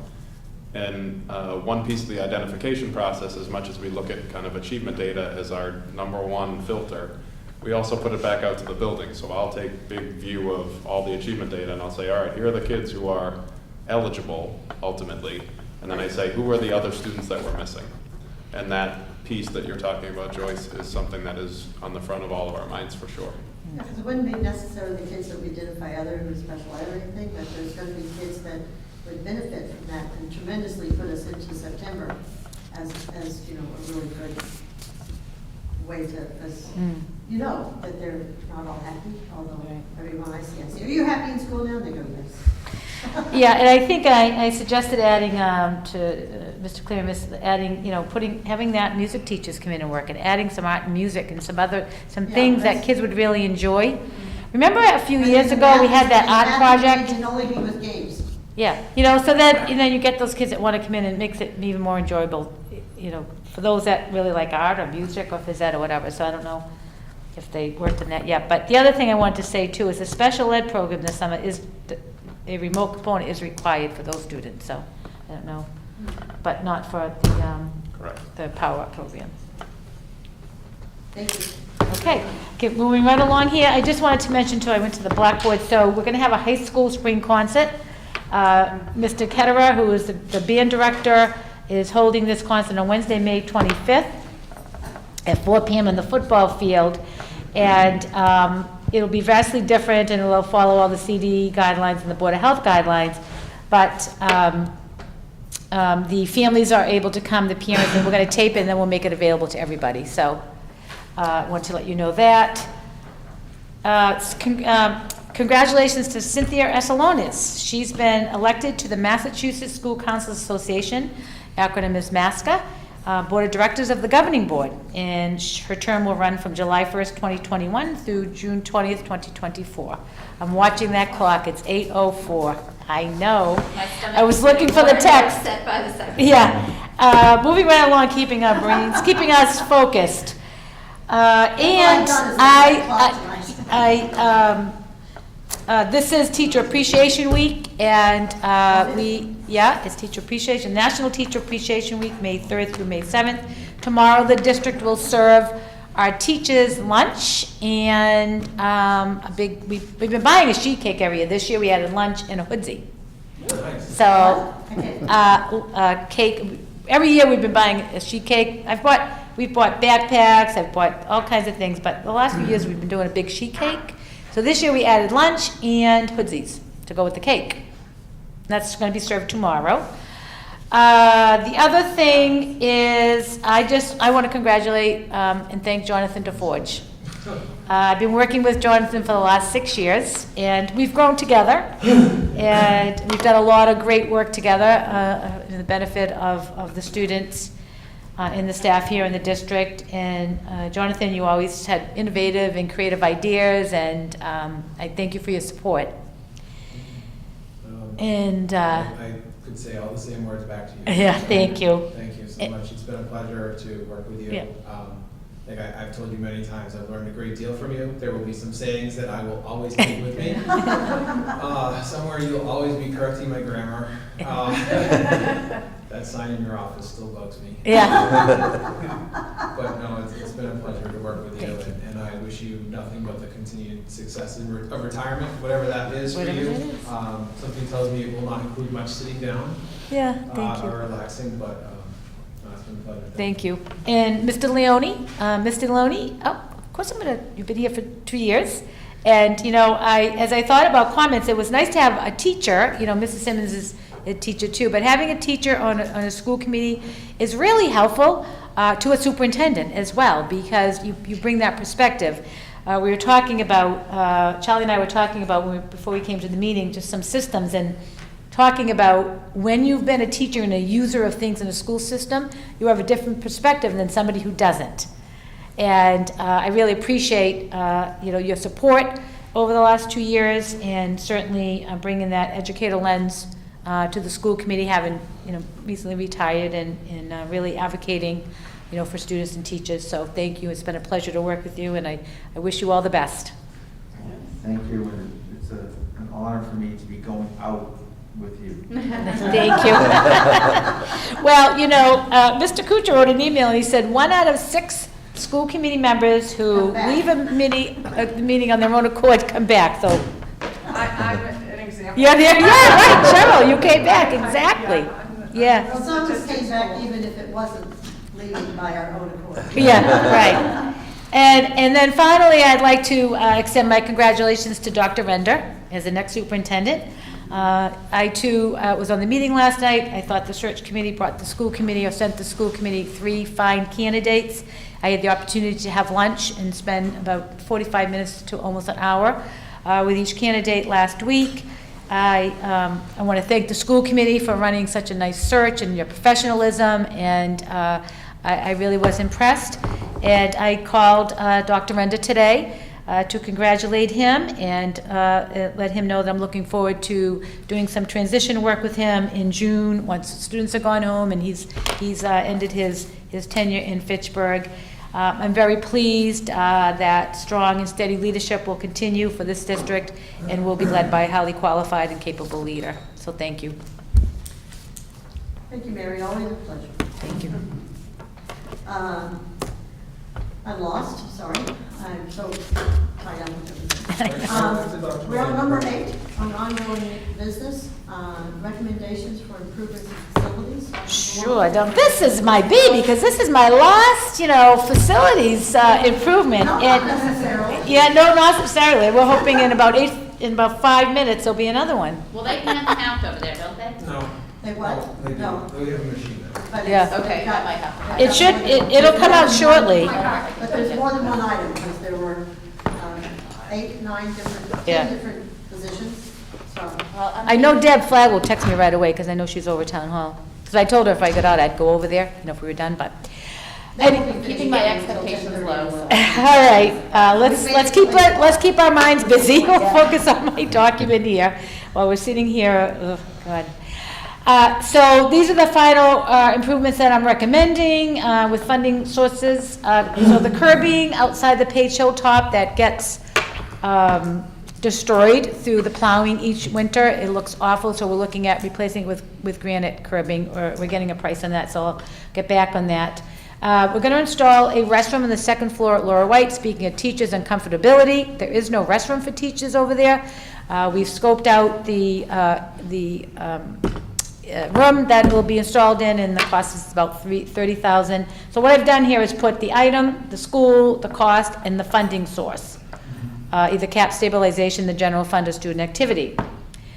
Chair lifts at Laura White, they need to be repaired for our handicap, and that's the $70,200, and that would come out of, we're recommending out of the capital stabilization.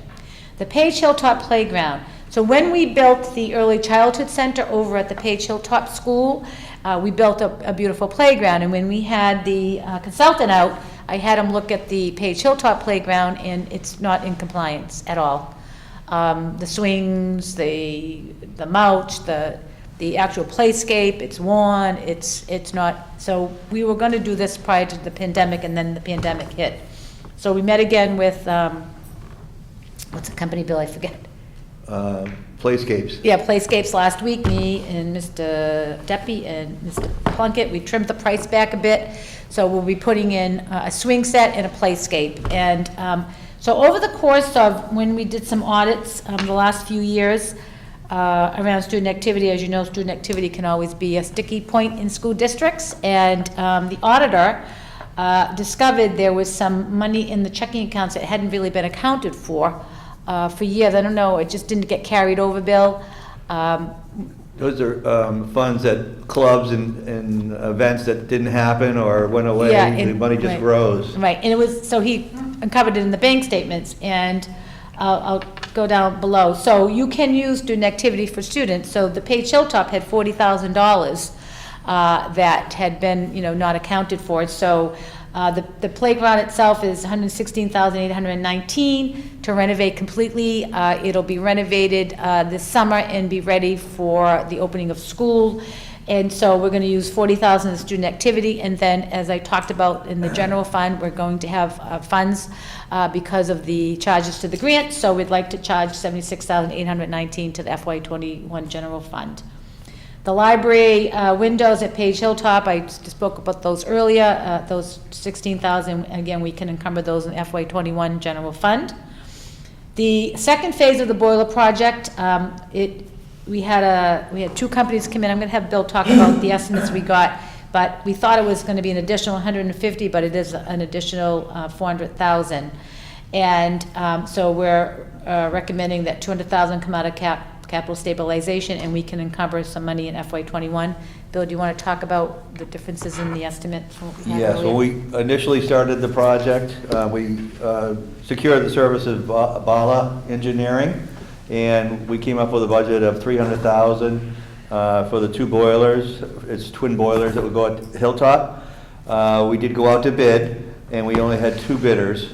The low bidder was $550,000, and the second bid was $1,026,000. I know. What was the first one?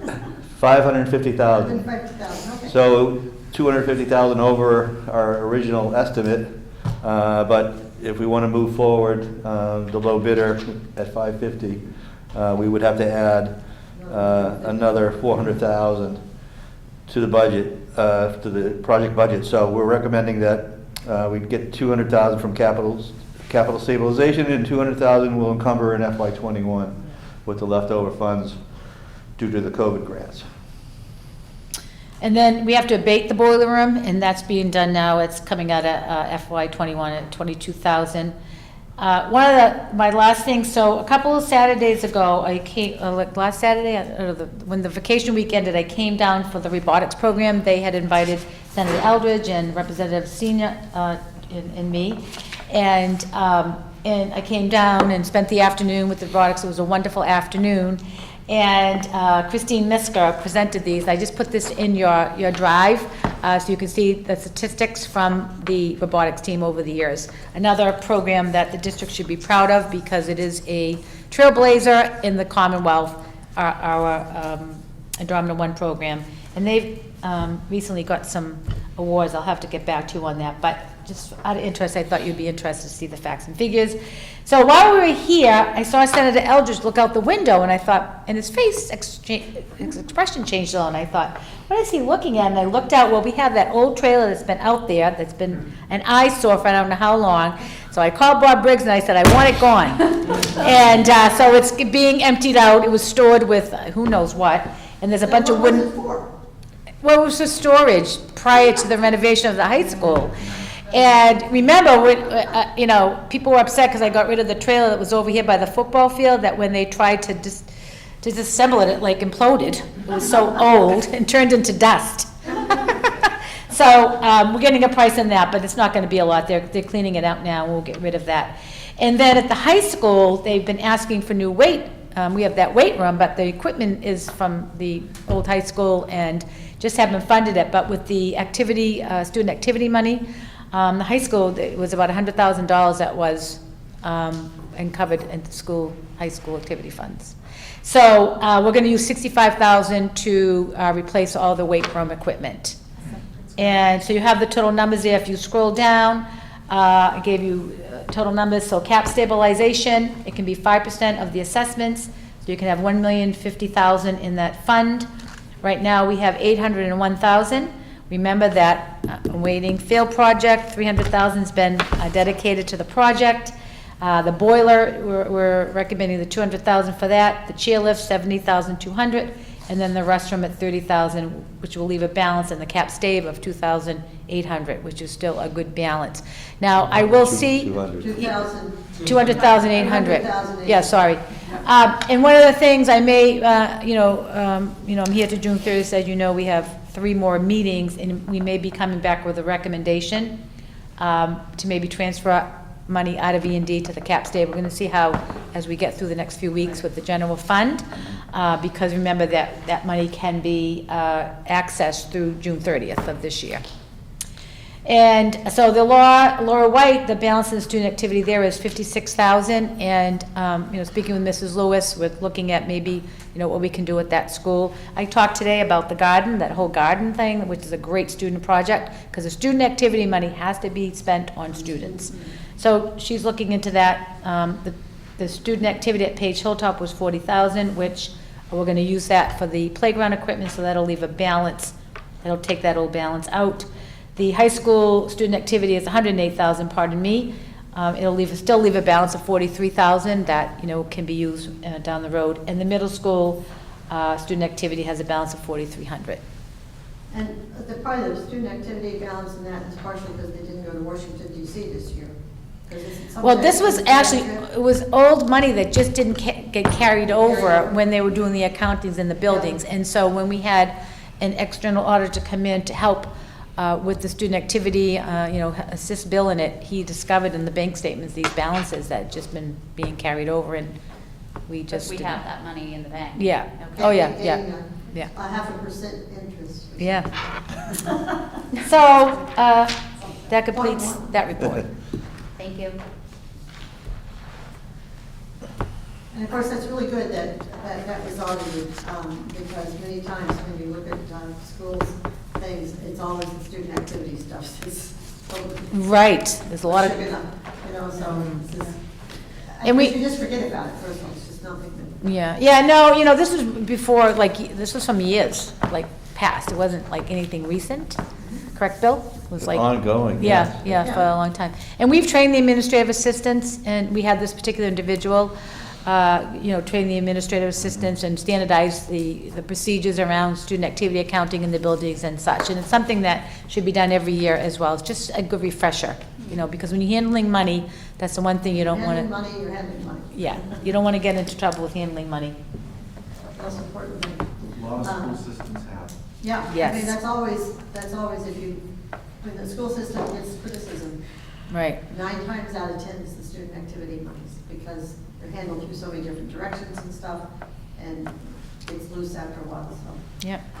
Not that it's bad, it's just almost inherent in the design. Mr. DeForest, you have the honor of doing the policy subcommittee. So the policy I think subcommittee. you have the whole thing tonight. I do. So the policy subcommittee has not met since we did the Title IX report or review.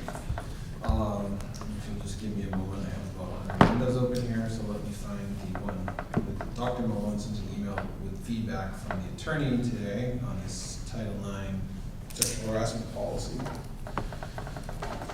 I mean, I thought I had it open, but. So I guess the other thing here is that, come the reorganization meeting, I would suggest, adding another person to the policy committee, and then, That'll happen again, on reorganization. yes, I'm sorry, my email's not coming up. So I may have to defer to Dr. Malone to provide the update on that. What I would say though is I think that the school committee as a whole should have priorities over the summer. I think I talked about this last time for the policy subcommittee to work on either over the summer or jump starting into next year. To what policies need to be reviewed by preference by the school committee, sitting members, and then get those kicked off and going. And I hate to make more work for other people when I'm running away. But I'm sure we could get you as an advisor. My payment is in pizza and donuts, or donuts. But no, I think that it's important for the school committee to have a refresher on the policy manual and figure out what, I know we sort of did that exercise with Mr. Quincy last year. I think it's important to do that and get that group kicked off and working, at least not, if not over the summer, once or twice. I think one of the thoughts is to do an extended summer sessions where that would be the only items that we would work on. Because it's always extensive, it's very hard to do at 9:30 at night. So this will give us a good place to start from the year. So working on that now with the Massachusetts Association of School Committees and with everybody's schedules for the summer. All right, so I do have it on my phone. So, so I'll skip down into the policy, sexual harassment policy, if that's okay. Sure. So the attorney did provide feedback. There was a mix-up on the file, so they didn't have any track changes. They went through the changes. However, it says many of the provisions which were deleted are required to be included in the policy under current law. This includes, for example, the definition of harassment in the introduction, timeframes for investigatory steps in section 2, certain language regarding the written notice to parties, conduct of investigation, and written determination in section 3, the appeal process in section 4, and training requirements in section 7. I don't remember deleting all those, but No, I remember, the thing about timelines, we were like, what, you know? Yeah. So that's interesting to me that there is a lot with the timeline piece. And so they provided a copy back again. Okay, so. But I think that, in all honesty, that's probably a coordination between whoever's on this policy subcommittee and working with the lawyer to get everyone in the same room. You talked about an extended school committee year, what are you gonna call it? Going back and forth over email is gonna take forever and it's never gonna get done. Right. So We you- should have the lawyer in the same room, Right, if you guys can pick like hash it out. right, get it done, throw it up on the whiteboard, whatever we need to do. I would say that. So Dr. Malone has a copy of that, and I will entrust her to be the keeper of Keeper. knowledge on that one. Yeah, and I apologize, he sent it back today at 12:30, and I sent it to Michelle to talk about the draft that he got, but then the day just got away from us, and then, sorry, so I just got it to you, No but worries. we'll figure it out tomorrow. It's a big policy. And Yeah, it it's- is. Well, I think that just goes right to the heart of the fact that it's very statute-driven. Yep. And the fact that we really can't be deleting things when, I mean, you know, obviously, we have to really be mindful of the fact that what they drafted, we might not like the language, but that's legal language and it needs to be in there, so. Right. But that being said, I don't have any doubts that a policy subcommittee can get there with 2 or 3 hours. I mean, how many hours did we have in there? Probably 4 hours, I think we did. Yeah. So probably a half day Everything session. we did clearly just didn't go down in. But, Us okay. amateur lawyers. That's why we, have to have all the right people at the table, I guess. Well, and we have to do that during the summer, when we're not so pressured with other stuff, so. And we have a new superintendent to bring in on it, so. Well, I think a lot of that's gonna be just statute driven, so I don't see why, I think that person should have input, but I also don't think that it Well, should be that held helps them back. to know it. True. Is the thing. Yes. Knowing is the best. Dr. Malone, is that something you're gonna send out to us? So- Yeah, I'll send it to you right now. Subcommittee? I'll send it out to you now. What he said, I didn't get to tease it out as far as the draft, and neither did Michelle. I don't know what, Michelle, do you have any feedback on what was sent? I don't think you got to figure it out today, right? I didn't get a Yeah, chance all right. to- So I'll send it to you all right now, so you at least have what he wrote back. He did find a version, and he tracked the changes, but I'm not sure that was the draft, Jonathan, that, He referenced the right version that I sent over, but it said it didn't have track changes, so I don't know. But yeah, I just forwarded I it to think you. we were probably so far off that Yeah. at this point, It's all right, well. Well, that was, you're trying to explain that some policies just are really grounded by law and regulations, and you need to have the right language and the right wording, because if you don't and you have an issue, then, it puts, Because those things are legally bound. Right. I mean, if somebody Right. breaks that law, it's not just breaking the school policy, they're breaking law. right. And so it almost is like, okay, just give us your sexual harassment thing. You try to make your changes and they say, no, you can't make that change. This has to be in. So that's very hard. Yeah. We thought we were all so wicked smart. You are, you're smarter than the legislature Smarter than the average. Darn, can't get Well, that far. that's why, the Attorney's Office did send a proposed policy that, you could adopt from them, and MSAC has them. So sometimes, using what's already in place by MSAC around some of these important ones is Yeah, probably yeah. And then some more of those- efficient. Some of those, although you don't think of it as professional development, but some of those, you really have to share totally with the staff so that they understand it, even if it all is just like, we would not like to get into that much legalese on it, but they need to know it as inside and out. Yeah, and that's- those important ones. Right. And that can be a problem, like every time the school committee adopted any new policies, I would always give them to the administrative team, so they would have them. But when you don't work with something a lot or all the time, Jonathan, do we want to go ahead and do recycling and waste reduction? I don't. The only thing I would say Mr. Quinty did ask me to bring it to the principals, and I brought it to them We had a meeting last Friday. It was a rather long meeting because we're doing a book study. And there wasn't a lot of feedback. Charlie, do you remember, you had No, something just, The general feedback was about the last, I forget what I said. there are two last bulleted items about the assistant principal meeting annually, the recycling committee, because at each school that might be a little bit different and how that's structured in terms of those folks who would be responsible for the recycling committee. And the other bullet about the student councils in all schools discussing recycling at least quarterly to evaluate the understanding application. Student councils in the schools that have them aren't primarily responsible for that, but they can be responsible for sharing information, like to communicate information out, like from a student government standpoint to an extent, to like update people on how to, do and maintain recycling efforts in the school.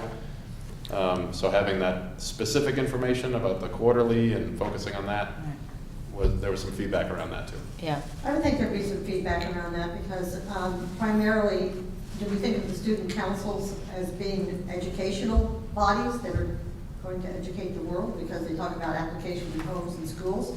And I'm like, that's not doable. To say they do it once a year or something as part of their programming, but quarterly? First of all, they're not here quarterly.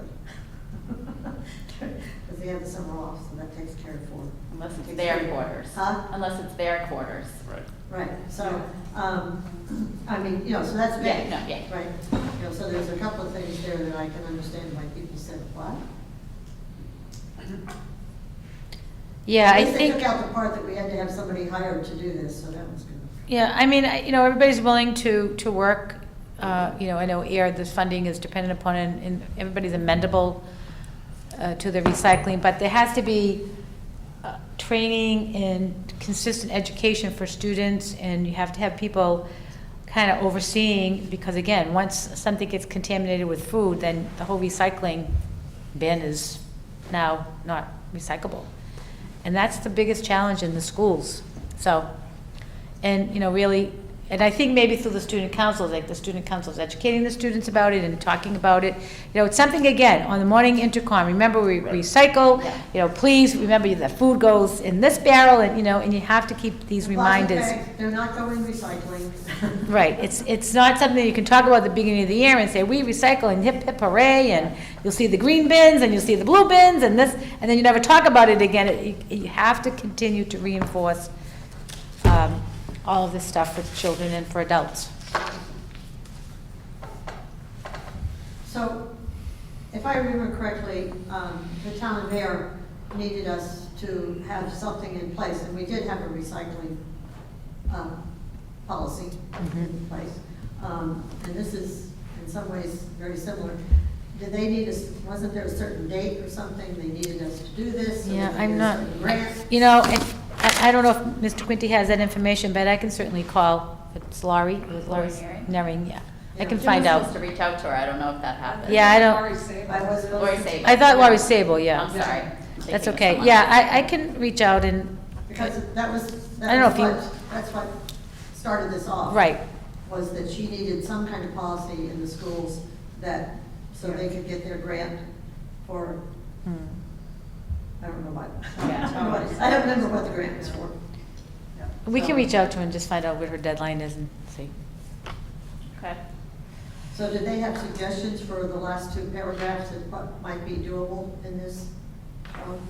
Not really, I mean, they say, well, do whatever you need us to do, and we can certainly cooperate, but I think that, again, I mean, if you make a policy and no one can physically do it, or Right. not But willing we to do can it. probably modify that to make it more building specific Yeah. or, more general. yeah, I But think you that would have probably you have be. an elementary level, a middle school level, and a high school level, right? So you can delineate that and have the different requirements for the different, or suggestions for the different Right. levels and see if that works. 'Cause Yeah.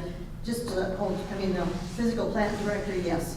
There's certain things here that are just yes, and we're going to attempt to defer through the process, et cetera, et cetera.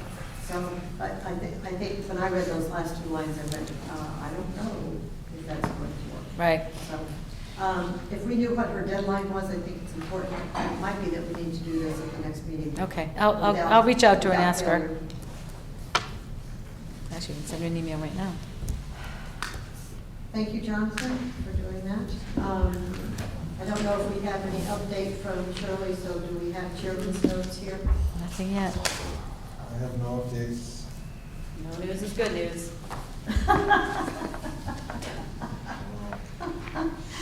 Okay. I would like to bring up a topic under item 12, which are other topics for discussion not reasonably anticipated 48 hours in advance of this meeting. We have had an incident today, and I would like to refer to the Massachusetts Code of Ethics. This is put out for people who are elected to school committee, and we did this at the beginning of the year. The acceptance of the Code of Ethics implies the understanding of the basic organization of school committees under the laws of the Commonwealth of Massachusetts. As elected public official, a school committee member is expected to adhere to those state laws and apply to the school committees, since the school committees are agencies of the state. And we referred to this at the beginning of the year this year. And I would like to bring out two items under the heading of community responsibility. And it starts out with number one, with a number of items bulleted under it.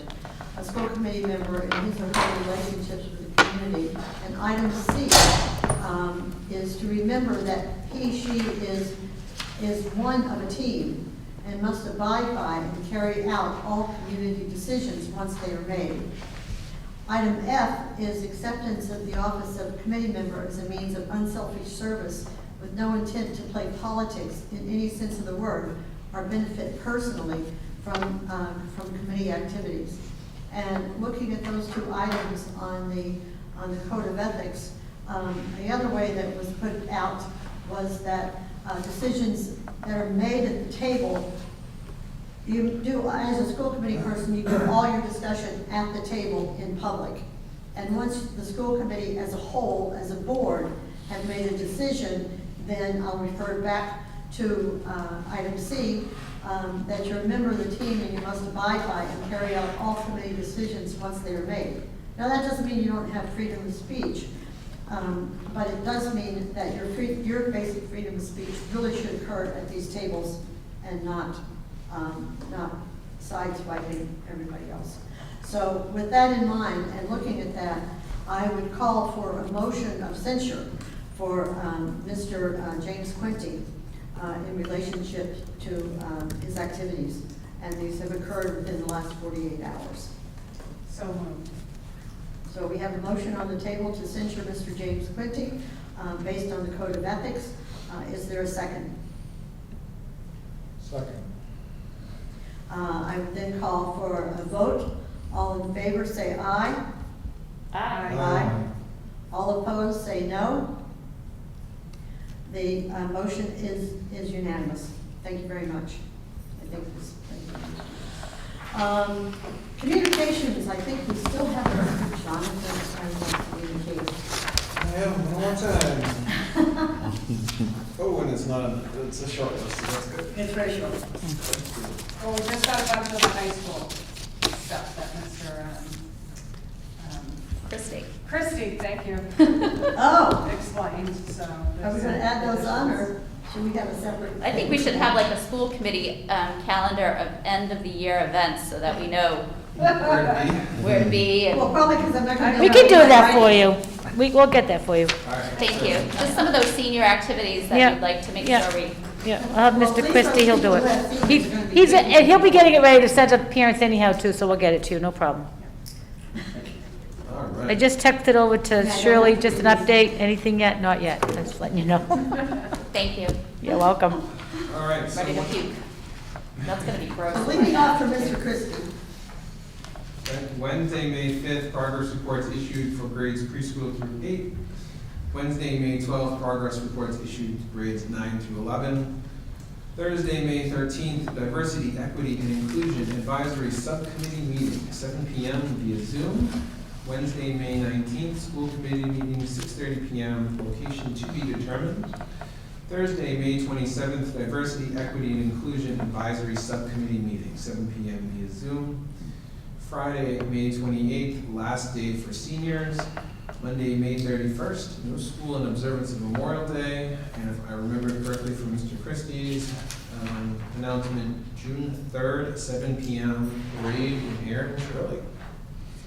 And graduation, June 4th. Oh, June 4th graduation. And lots of other fun surprises for our seniors. Second is a surprise event.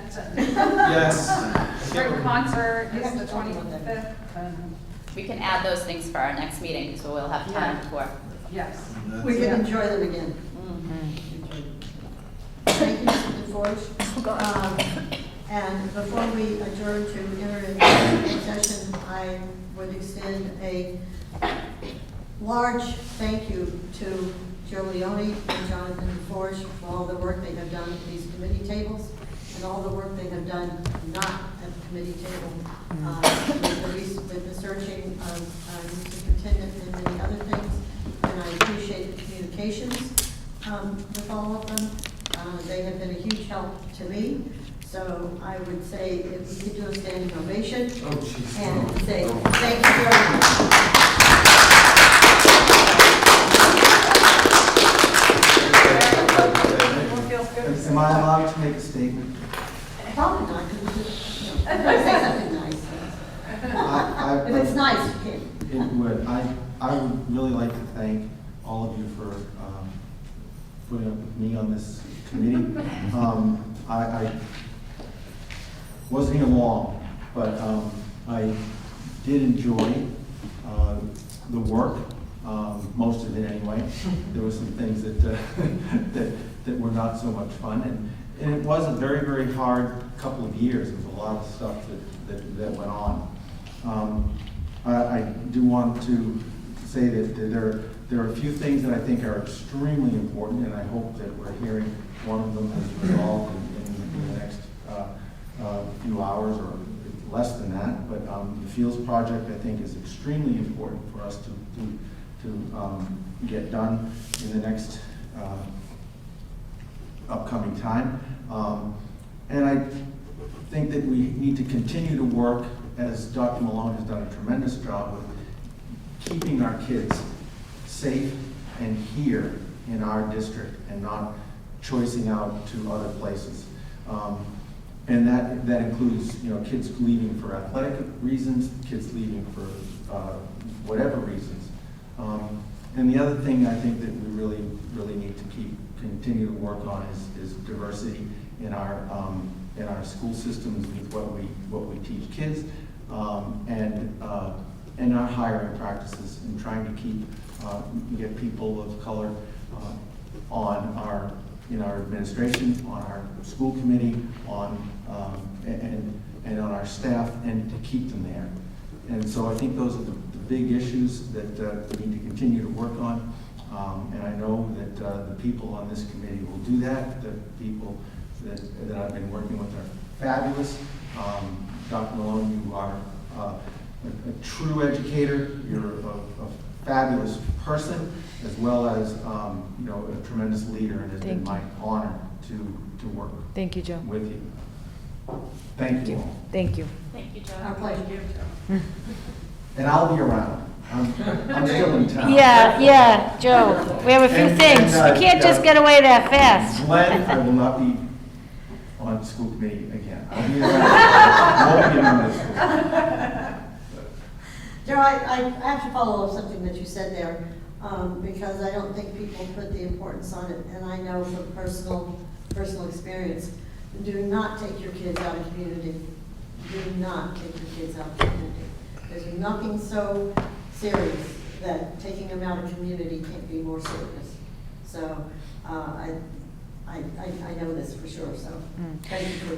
Yeah, and Thank you for letting me come. and I know I was going to say, Joe, so the next meeting is May 19th, and so if you're available that evening, I encourage you to watch on Zoom. We have a presentation on, it's calling our equity story, to talk about these numbers and statistics. I thought it would be important to, you know, I've been working on it to stop and a start type of thing, but we really have some solid data to talk about what's happening in the district, and I think you'd appreciate seeing it. So if you have a chance, I'll send you a reminder. Okay. To tune in. Because I'm turning in my computer and my ASRSD. That fast, Joe? You don't want to hold on for a little while, for heaven. What's that? The election isn't until Yeah. You're technically still, there's no transition of power yet. Mike, make sure you get it back. Still have to Watch check it. your email until the end.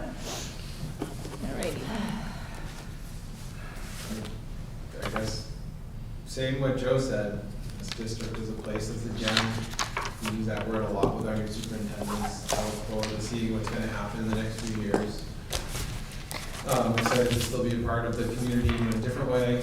As Michelle knows, my consulting fee is donuts, Ruby Donuts specifically, or pizza. But no, it has been an absolute learning experience for the last 6 years. I can't believe it's been 6 years. Has it been 6 years? It has been 6 You years. used to be a kid. I know. My daughter wasn't even crawling when I started this. Wow, that's crazy to put it like And that. now she's in kindergarten. But, you know, I think this district's going good places. I hope it continues. I hope we can continue to work together as a unified district, not two separate towns. We have some great families in this town, and I hate to see them lose lose that energy of their families because we can't come together as a community instead of two separate towns. So, Exactly. Nothing's been better than the region. Indeed. I have friends in Aaron, Shirley, and it's a great place to be. This district has opened up a lot of opportunities for kids, and that's what we're here for. So with that, thank you. Well, with item 14, I would accept a motion to adjourn the meeting, and we are going to enter into executive session with no intention of returning to open session, and this has to be a roll call vote, I think. I will make a motion I that think you we enter executive. Oh, I'm sorry, I need to say what it was. Yeah. Oh, I can. Can you put it in the motion? Thank Okay, you. good, yeah. Thank you. I will make a motion at 8:42 PM to enter into executive session with no intention of returning to the open session to discuss strategy with respect to litigation pursuant to MGL Chapter 30A, subsection 2A3, as an open meeting may have a detrimental effect on the litigating position of the school committee, and also for contract negotiations, non-unit personnel. Second. You were quick on that. I need this to go. Ms. Granger? What? Oh, yeah, yes. Aye. Oh my God. What? What? Jonathan DeForest? It's passed. Accurate. I don't know if it's accurate. She said Gleason texted. Oh my God, I have my mask off. I don't care. What I is think it? everybody in here has been. It passed. Lisa texted me. It passed. We don't have another yet. I don't have anything yet. Wait, I hope this is right. My God, I hope this is right. I'm like, oh I'm waiting for Deb. my God. This seems a little early to have the final vote. Yay, Deb Tara Bozak just said yay. If I could, Joe, catch. Joe. there's people in this. Catch. Who voted on, worked on this for 6 I years. had to text my family to let them know. Oh, yeah. Oh, my God, that is so good. Nice. Oh my God. I'm sorry. I'm I sorry. want to know the vote, though. That's what I was going to say, Jonathan. So, I was Now even the last he's one. going to, by the way, I did write in Jonathan on the. How fitting for Jonathan. He worked so hard on I this. know, I know. Jonathan, you should be proud. I'm so Don't happy. be field, Jonathan, you have to be there. I will. No, look at this. It's not me. I'm not going to take credit for that. Oh, there's a number of people, but I don't think we can list them without the permission. No, I would say that. Did she seriously, Deb Flag texted you from there? Well, I was texting her, anything not yet, and then I'm getting texts from other people hearing it pass and looking for my verification. Over 1,000 people voted. What were the I numbers? she, don't I haven't. I just texted her again, and I asked her how many what the voter turnout was. She said at least 1,100 or more. So that was another high Way turnout. over 1,000 for a local election with basically one contested race. Oh my God. I'm sorry. We've not even adjourned yet, did we? No, did you finish the roll call? Yeah. No. Oh, we'll finish that. and then We're we'll- having a roll call, so we can go. All right, So we will start all over. There goes Oh, wow. Well, I get to do this. I want to.